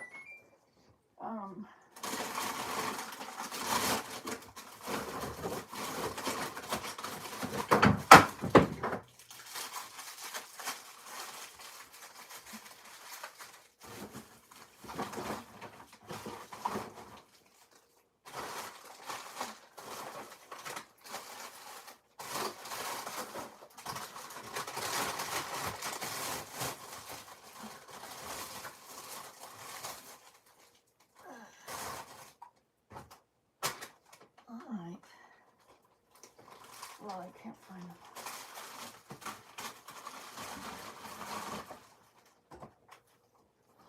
Alright, so let's just get stuff out of cans.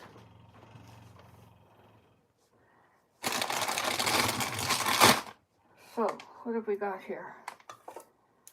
Let's start with some fava beans, because this is in a can.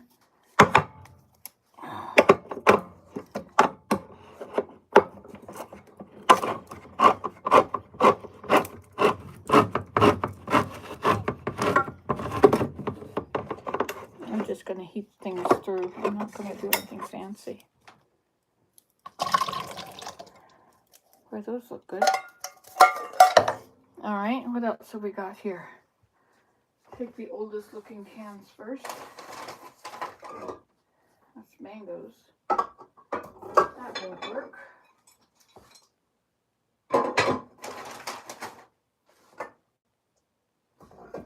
Okay, what have we got over here?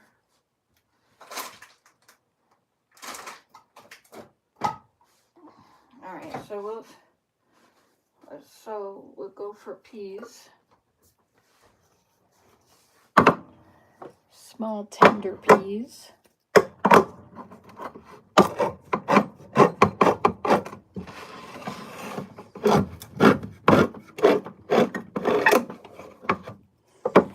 Turn this on. Hello. So we've got here fava beans and peas.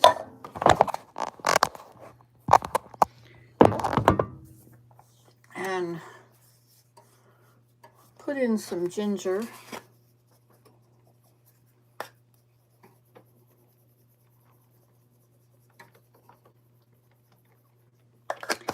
And some onion powder.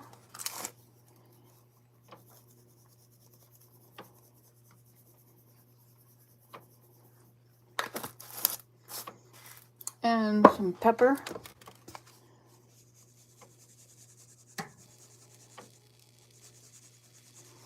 And some garlic. Where's the garlic? Do we have garlic powder here?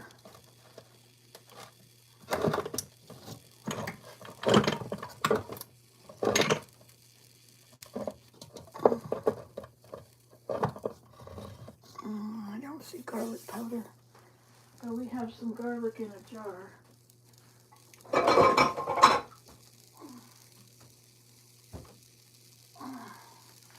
Jarlic is what Patty calls it.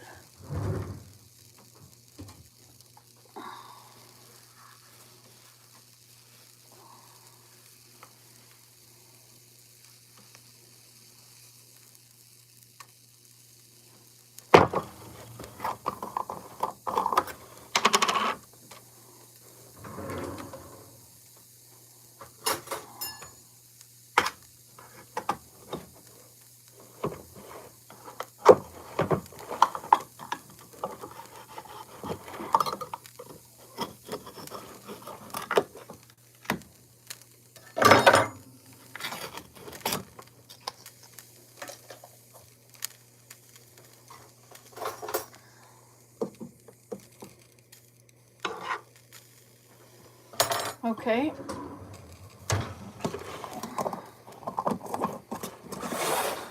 What else do we want in there? Peas, those things. What else have we got here? We've got green beans. Kidney beans.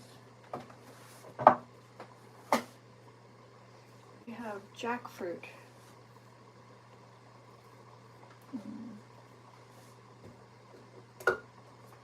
We have corn. Oh, what's this? We have beets. No, I can't do beets in there. Okay, we'll do corn.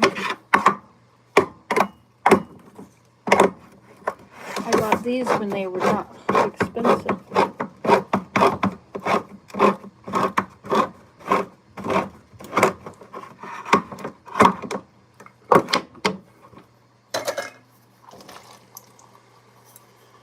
All right. So what have we got in here? Fava beans, peas, corn, garlic, and spices.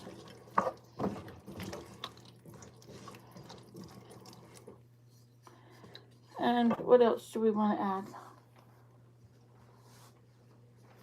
I'm into using up things today. We have beets, but those are not very good for this one. Peas. This is mangoes.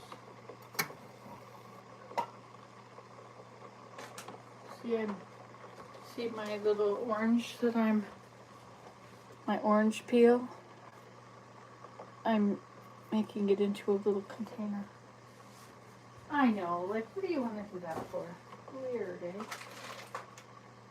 Alright, anything else I should put in there?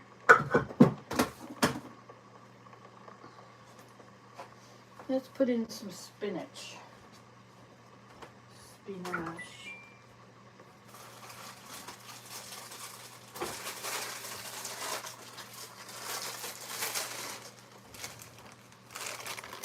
Put some of these spinaches in it.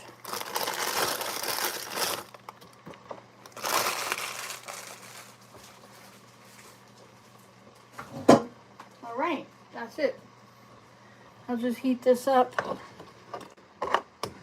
You know what I could do? I could add some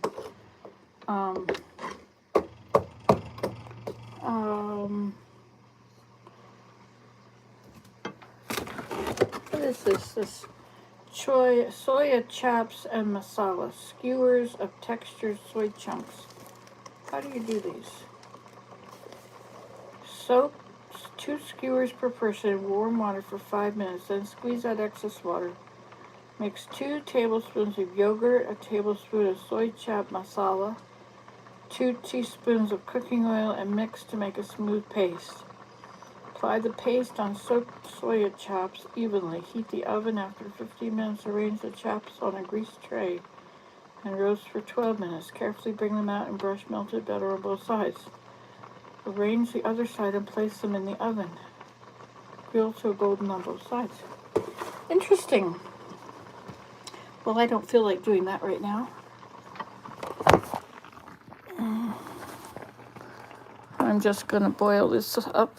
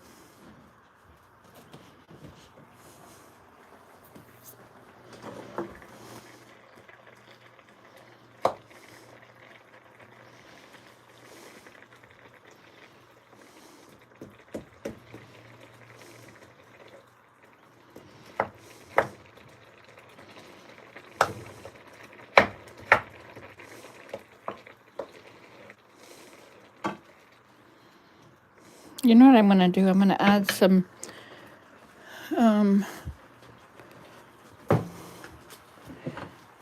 lentils.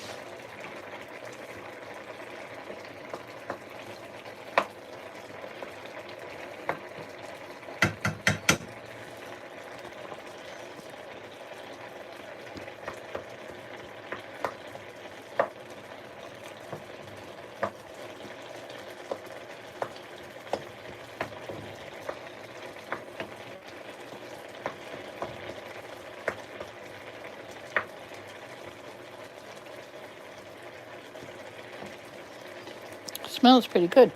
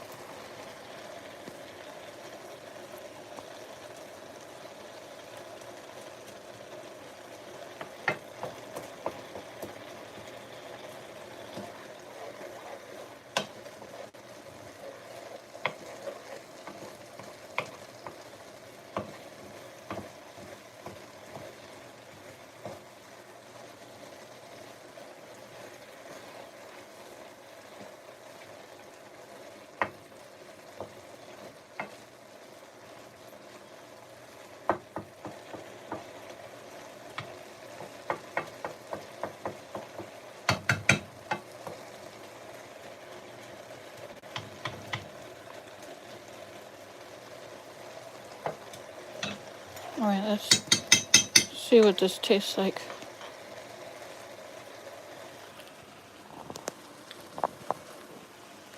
Those aren't done yet. Double dipped. Well, we have to just boil it.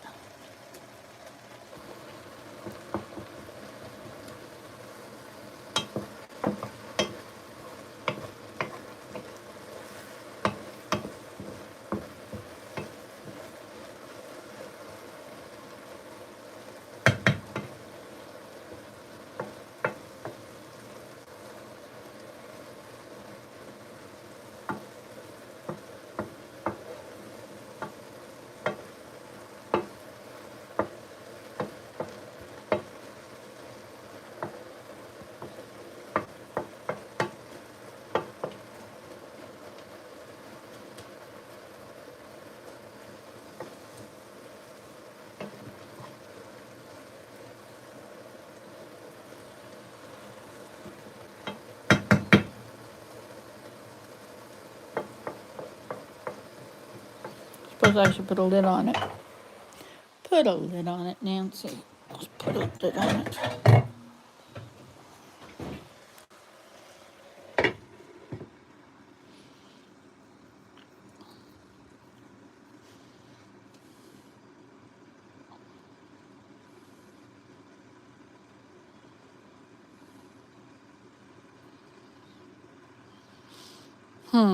Okay, we're going to turn it down now. And I'm going to go on the treadmill.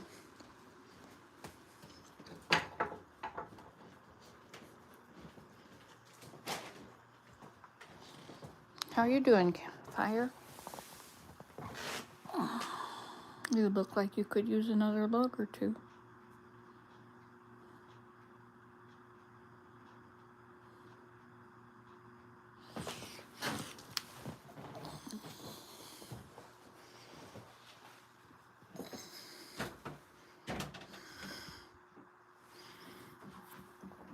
Let's try and do this for a minute.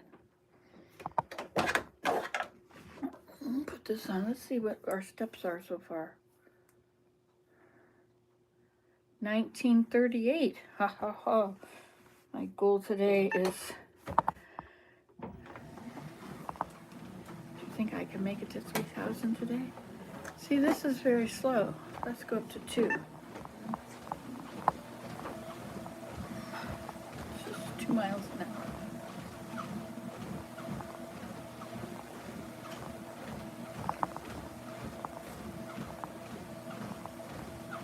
So, have you been enjoying your day with me? Thank you for being here. I lit the fire, fixed the window. Pretty well. It does feel warmer in this corner. What else did I do? Worked on my loom for a while. Now this is good to straighten out my back. Made some food.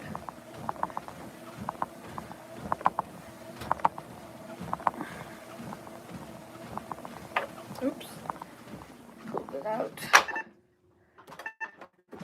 Start on 1.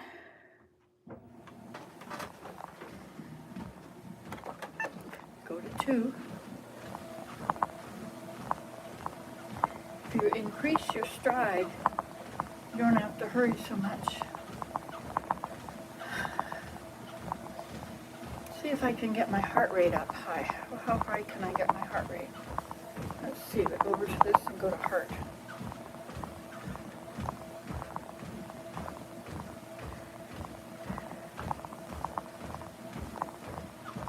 $75 right now.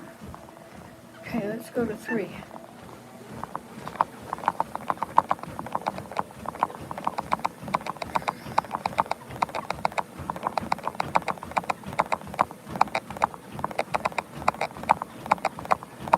Got one of these $35 watches.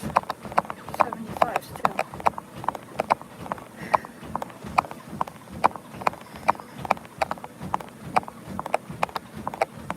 Snowing out there. Oh yeah, I gotta fix the snowblower. The shear pin is broken. I could use the hairdryer on it.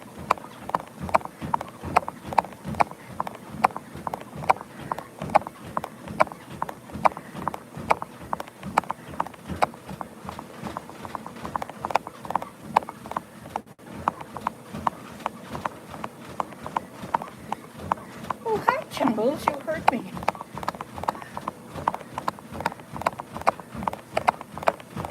$99.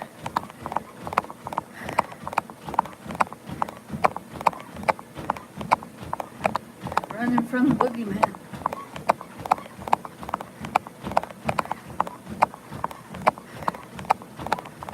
Back hurts.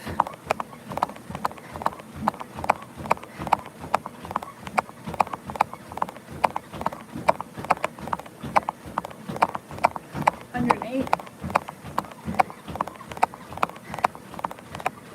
You're supposed to get it up to 120, aren't you? Let's go 3.1. No difference.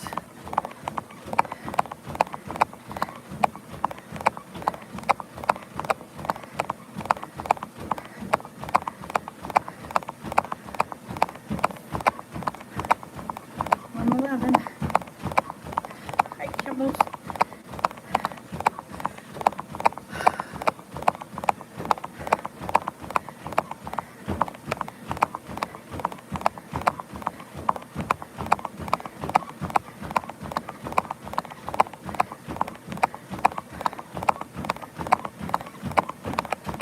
Oops.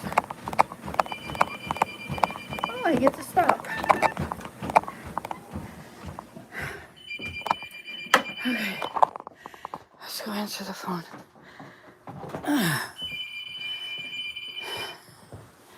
What's my heart rate? 119.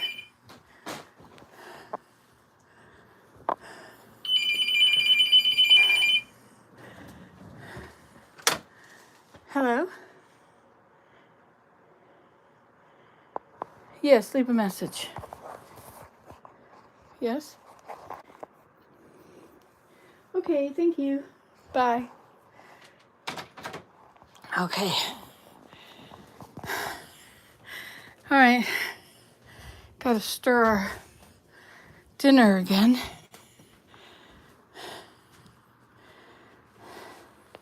Oh,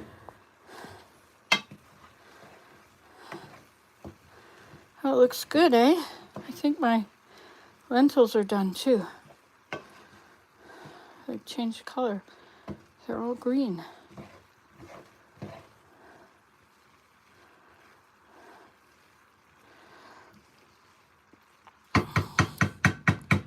Okay, let's get a bowl.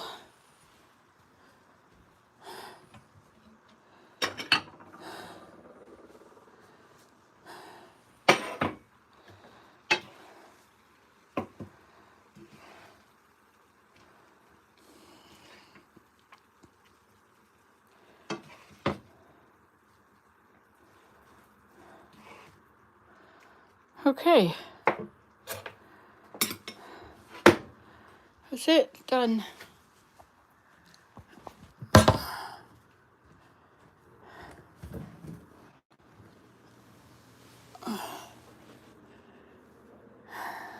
Forgot to let Chumbles in. All right. Oh, here's Dino. Hi, Dino. Chumbles, kitty, kitty, kitty, kitty, kitty, kitty. Here, kitty, kitty, kitty, kitty. Here, kitty, kitty, kitty, kitty, kitty, kitty. Chumbles, kitty, kitty, kitty. You did it. You made it in before the door closed. Stuck outside for a long time. Is Mongo still outside? You don't know? How should I know, Mom? Okay. Shall we have lunch? I think it's a perfect time to have lunch. Let's put our feet up. I always have to wear a bib. If I wear a bib, it's amazing how my clothes don't get dirty. If I get food on my clothes, I have to change them. So that's no fun, eh? So have you had a good day with me? You enjoying this? Snowing very nicely out there. Look at that pretty snow. It's coming down very thin. It's going to accumulate today.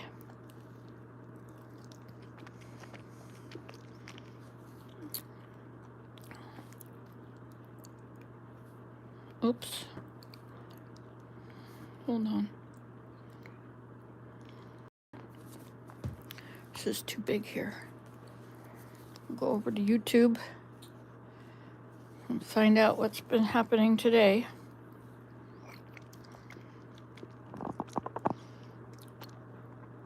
Your weather week is going to be warm, going up to the 60s. Wow, cool.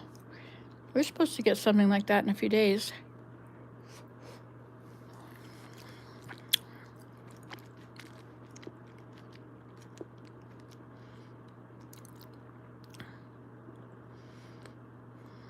Hadn't loaded my picture yet. That's the other channel, the TP woman. Well, actually, it's Nancy today, too.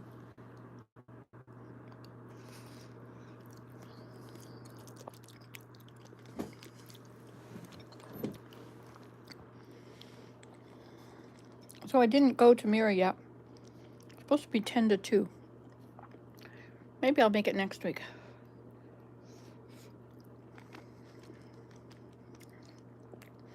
I want to go and get involved. These fava beans are rather intense.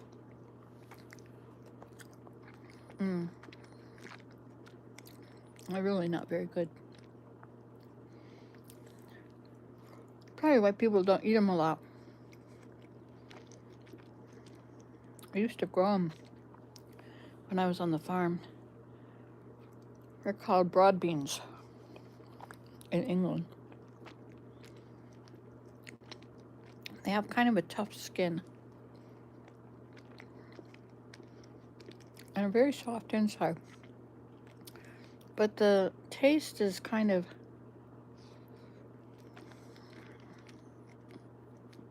I don't know, strong.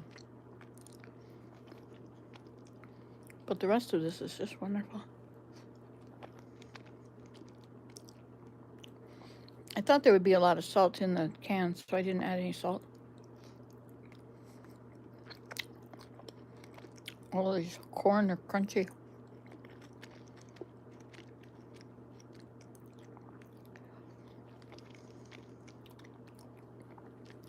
I should phone Willem and tell him I need some more pills. I need vitamin C and vitamin B12.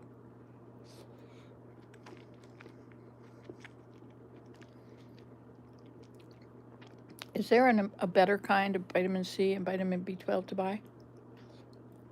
I mean, magnesium. I'll have to get magnesium glycinate or something.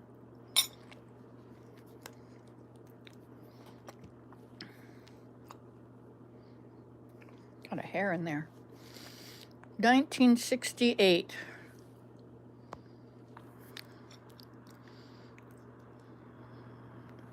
Experiment predicted 2026. The behavioral sync has begun.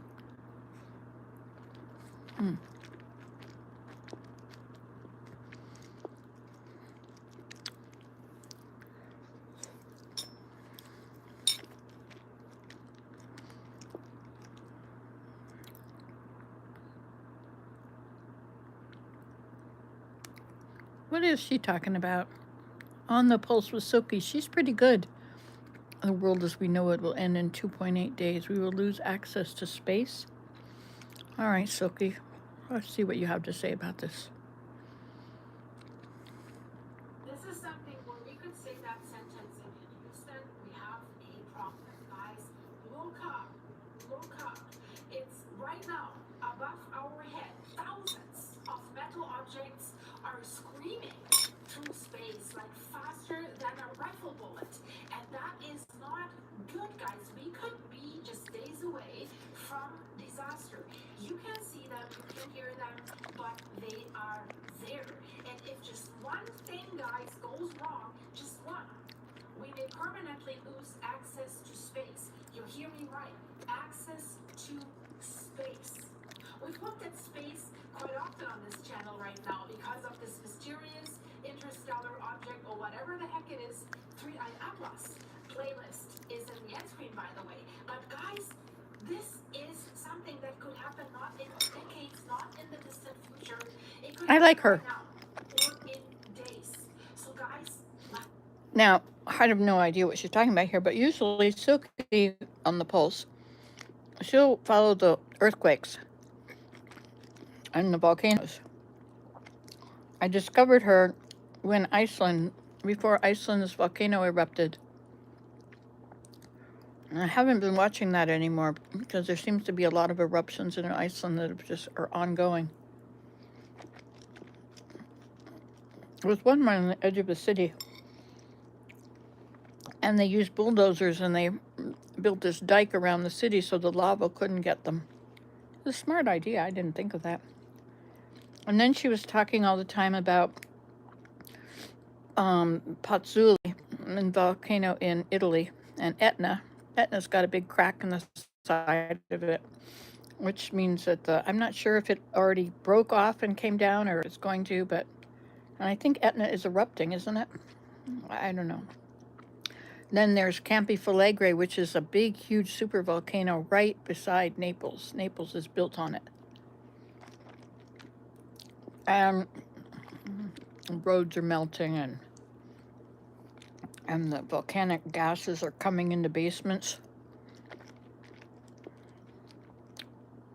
And they're practicing evacuation drills, some from the water.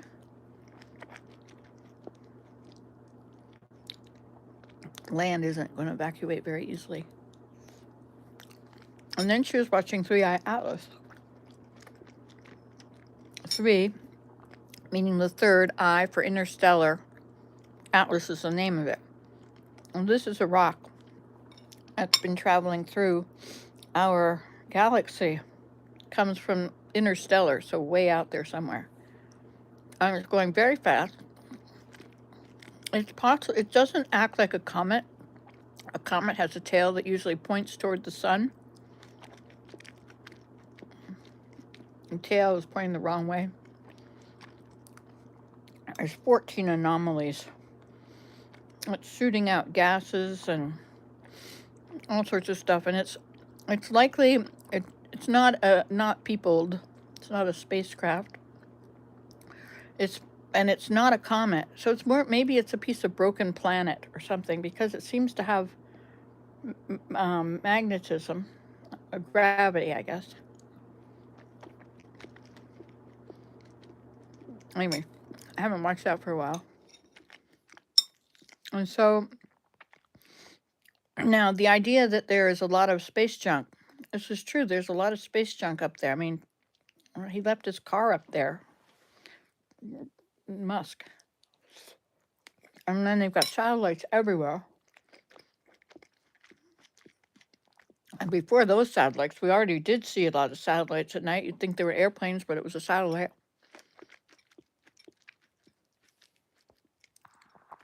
So, losing access to space. So I suppose it in 8 days. Now, what is the Kessler syndrome? Let's check. To this, what I am talking about. And before we do this, please do me a favor. Give this video an early like and click that hype button. Helps my channel, doesn't cost you a thing. Thank you so much, guys. So, I'm not talking about science fiction here or any conspiracy theory. This is not like a disaster movie script or anything. Guys, this is really real. This is quantified risks. And the scientists are now warning that our orbit, the Earth's orbit, has become a house of cards. What do I mean with this? You know, house of cards, how easily they can crumble, poof, and it's over. So pull out just one card, right? And an entire structure collapses. So I want to explain to you in very simple terms what this syndrome that we're talking about right now really is. It's a syndrome. It's called Kessler syndrome. And why does this all of a sudden,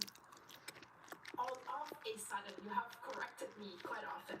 Why is this all of a sudden such a problem? Why does it matter right now?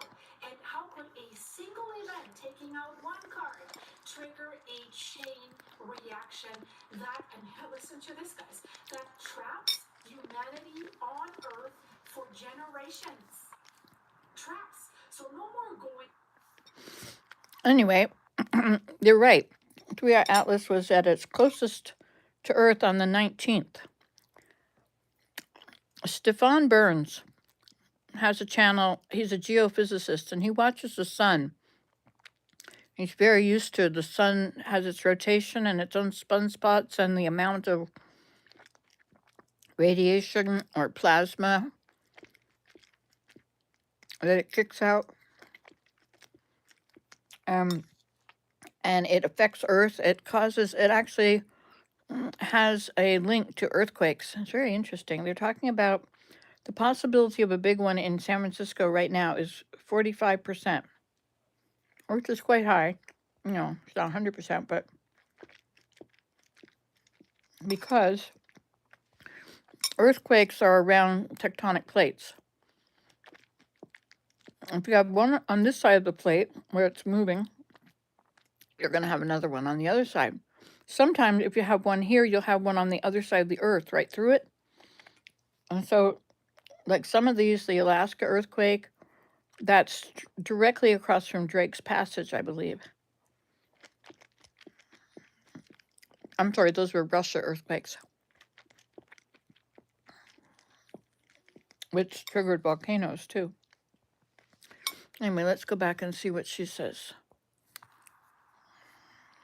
Mars, sending life to Mars and occupy other planets? Nope. Here's the most disturbing part, guys, listen closely. We already know how close we are to this. And there's now a number for it. A clock. It's like, it's a doomsday clock. Well, that clock says 2.8 days. So, okay, let's rewind this, guys. What am I talking about? I'm not crazy. So, what does space really look like for us people that were not astronauts? Because most people imagine space as empty, but guys, it isn't. The low Earth orbit, that's a region that is just a few hundred miles or kilometers above us. It's not that far. It's more like a high-speed junkyard. Really high speed. That's also the problem. So junkyard of what? What's there? We know there's active satellites, but there's also dead satellites. There's broken satellite fragments. There's old rocket stages. There's paint flakes, metal shards. And you know, we're sending up more and more satellites, so many satellites, more than ever. And the whole Shizzy that's up there, the whole junk is moving at roughly 28,000 kilometers per hour, roughly 20,000 miles per hour. This is insane. And at that speed, imagine this. Like a bolt the size of a coin can destroy a satellite if it's hit by that. A fragment the size of a grain can punch through metal at that speed. Now, here's the key idea. The satellites, they don't sit still. We know that, right? They don't hover.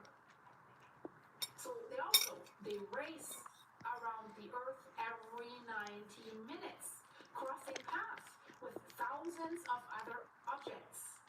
And recently, guys, something changed. Let's talk about mega constellations. That's the game changer. Until a few years ago, space was crowded, yes, but manageable. And then came the mega constellations. Thousands of satellites launched into nearly identical orbit. That's quite interesting, isn't it? So what I think she's about, I mean, the doomsday clock, we're at like so many seconds to midnight. So that, I think, is one of those clocks, not meaning like 2.8 days of our time, but counting down until there's too much space debris to send a rocket up. What you need is a big magnet. Make one big space junk ball. A planet of space junk. It's amazing how we polluted the air and the water. And then there's this island of garbage in the Pacific.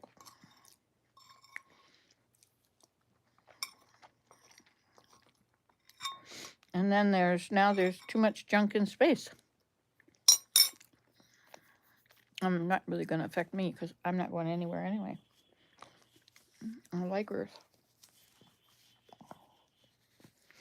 But some people want to go places. They have these big dreams. It is nice to have satellite weather. Well, that does affect us. And it is nice to have, we have Starlink, which I guess is part of the problem. Anyway, let's see what else she says. Same altitude, same traffic lanes, right? Largest example is Starlink. I'm using Starlink very, very often, and I do have a Starlink, right? But Starlink is not the only one. Just don't blame Starlink. Amazon is building its own. China is building its own. So soon, tens of thousands more will join the ones that are already up there. And here's what that means in practice, guys. Like, we have the numbers. Every 22 seconds, 2 satellites pass within 1 kilometer, like 0.7 miles within each other. So if we only take Starlink alone, close approaches happen every 11 minutes. If that was our air travel, we would not fly anymore, wouldn't we? I certainly wouldn't. So each satellite must constantly dodge other satellites. Like on average, one satellite performs more than 40 collision avoidance maneuvers per year. And that's about to multiply. Multiply that by thousands. So we have over 100,000 orbital maneuvers per year already, executed perfectly without error. So space really, did you know that? The space, guys, has become like air traffic control without pilots, basically. So why is this terrifying? So far, we have to say that we've been lucky. We didn't have catastrophic collisions. We haven't had chain reactions yet, but the entire system, and that's the scary part, depends on something that is extremely fragile. So, sorry, I keep changing it. I mean, you can go watch her if you want. But so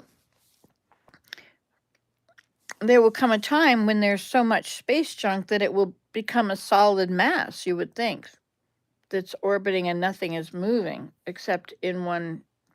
Well, if it is like the picture that she showed there, which was like a band of it, but I think it's probably all the way around the Earth. Now, this must also be doing something about sunlight. I think that, the sun is hitting those and not us. So it might be deflecting some of the light. They're all moving. And so they would they would cross the sun's path. Interesting, eh? Okay, let's listen to what else she's saying. Perfect control, perfect communication, perfect timing. Every second, every day, forever.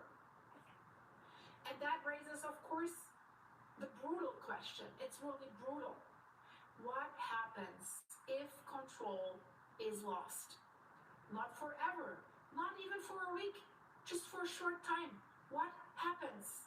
Let's talk about the Kessler syndrome. It's very important.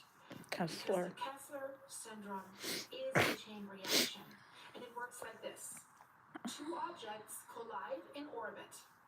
The collision then creates thousands of fragments. And those fragments then hit other satellites. Those impacts create even more fragments. And the process itself. And eventually, orbit becomes too dangerous to use.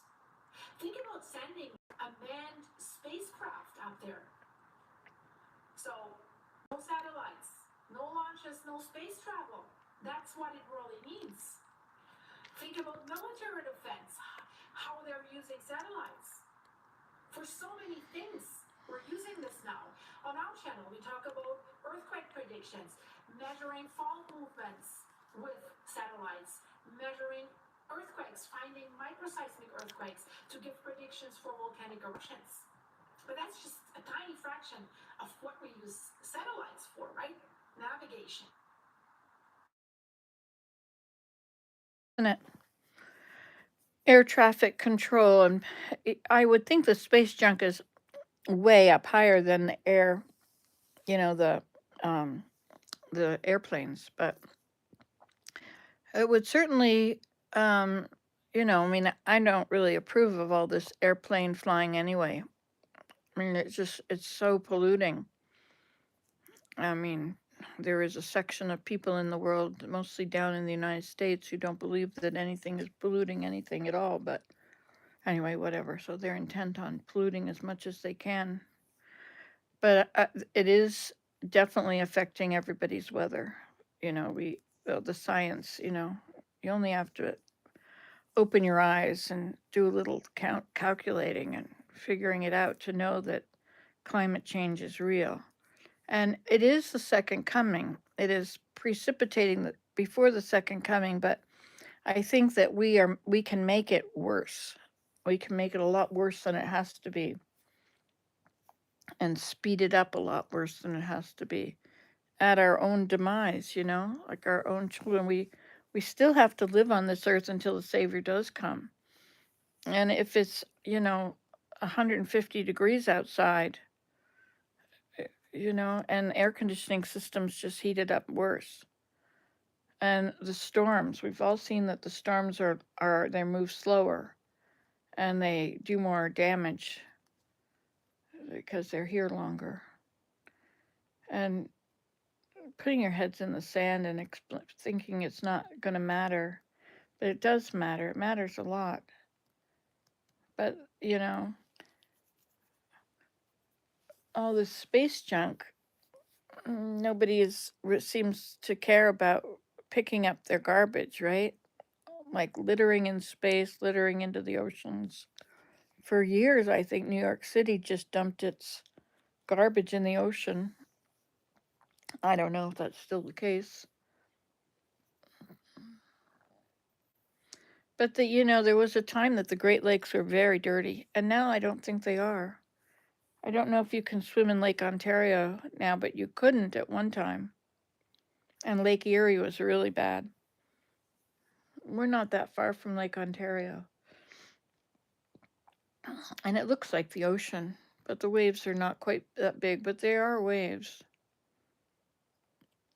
Anyway, shall we go back and look at what she's saying again? So Earth becomes surrounded by a cloud of shrapnel that's moving at hypersonic speed. And once that starts, I want to make that clear, it cannot be stopped. How do you want to stop it? You want to send a huge vacuum up in space that collects it all, a huge magnet or something like this? Well, let's rewind back to the 1970s. That idea was already proposed and talked about. Back then, it really sounded theoretical because there was not much up there in space, right? But today, that's a total different game. It doesn't look hypothetical. So we have a crash clock, guys. The number that changes everything. Move, there it is, as I always say. So scientists recently introduced a new metric. So think of it as a stress test for the Earth's orbit. And scientists ask a simple question. So if satellite operators lost control, how long until the first major collision happens? And this is called the crash clock. And here are the results, guys. They're not good. In 2018, the crash clock was about 121 days, meaning we had months to recover from a system-wide failure. I have to say last year, in 2025, the crash clock collapsed to 2.8 days. Less than 72 hours. Let that sink in. This clock now really tells us she's going to hit the fizzy. If control is lost, even briefly, a collision is likely in under 3 days. That's what this clock is telling us. 2.8 days. And if control is lost for just 24 hours, there's a 30% chance of collision anyway. One collision is enough. One. And why? Why one collision is all it takes? A single satellite collision. Interesting, eh? Thousands of fragments and That's really interesting. One collision, it will start breaking everything around it, which will break everything around that, which will just go until the entire thing is all broken. And then what will happen to our ability to receive sunlight? Well, then it will get very cold on the earth. We'll have an ice age pretty quickly. Interesting, eh? Okay, well, I think I'm done with everything. So I'm going to say goodbye. Thanks for being here. It's been nice to have you. Satellites aren't hit more often because space is vast, debris density is low, but many small particles burn up. But it can happen. It's rare. Now this is an idea. If it breaks up, theoretically they should break up until they are smaller and smaller and smaller. because they will break up into one size and they'll keep breaking and break up into a smaller size. And then maybe they're small enough that they'll all burn up in space. It's interesting. My goodness, the Savior is going to have some work ahead of us. We'll have some work to do to clean up the planet when he comes. It's going to be interesting. Anyway, so I love you guys. Thanks for coming and hanging out with me today. Remember, keep your stick on the ice, and you heard it here last. And you can do difficult things. And wisdom is the consolation prize for messing up. So don't worry about messing up, because wisdom is the consolation prize. All right, see you later. Bye-bye.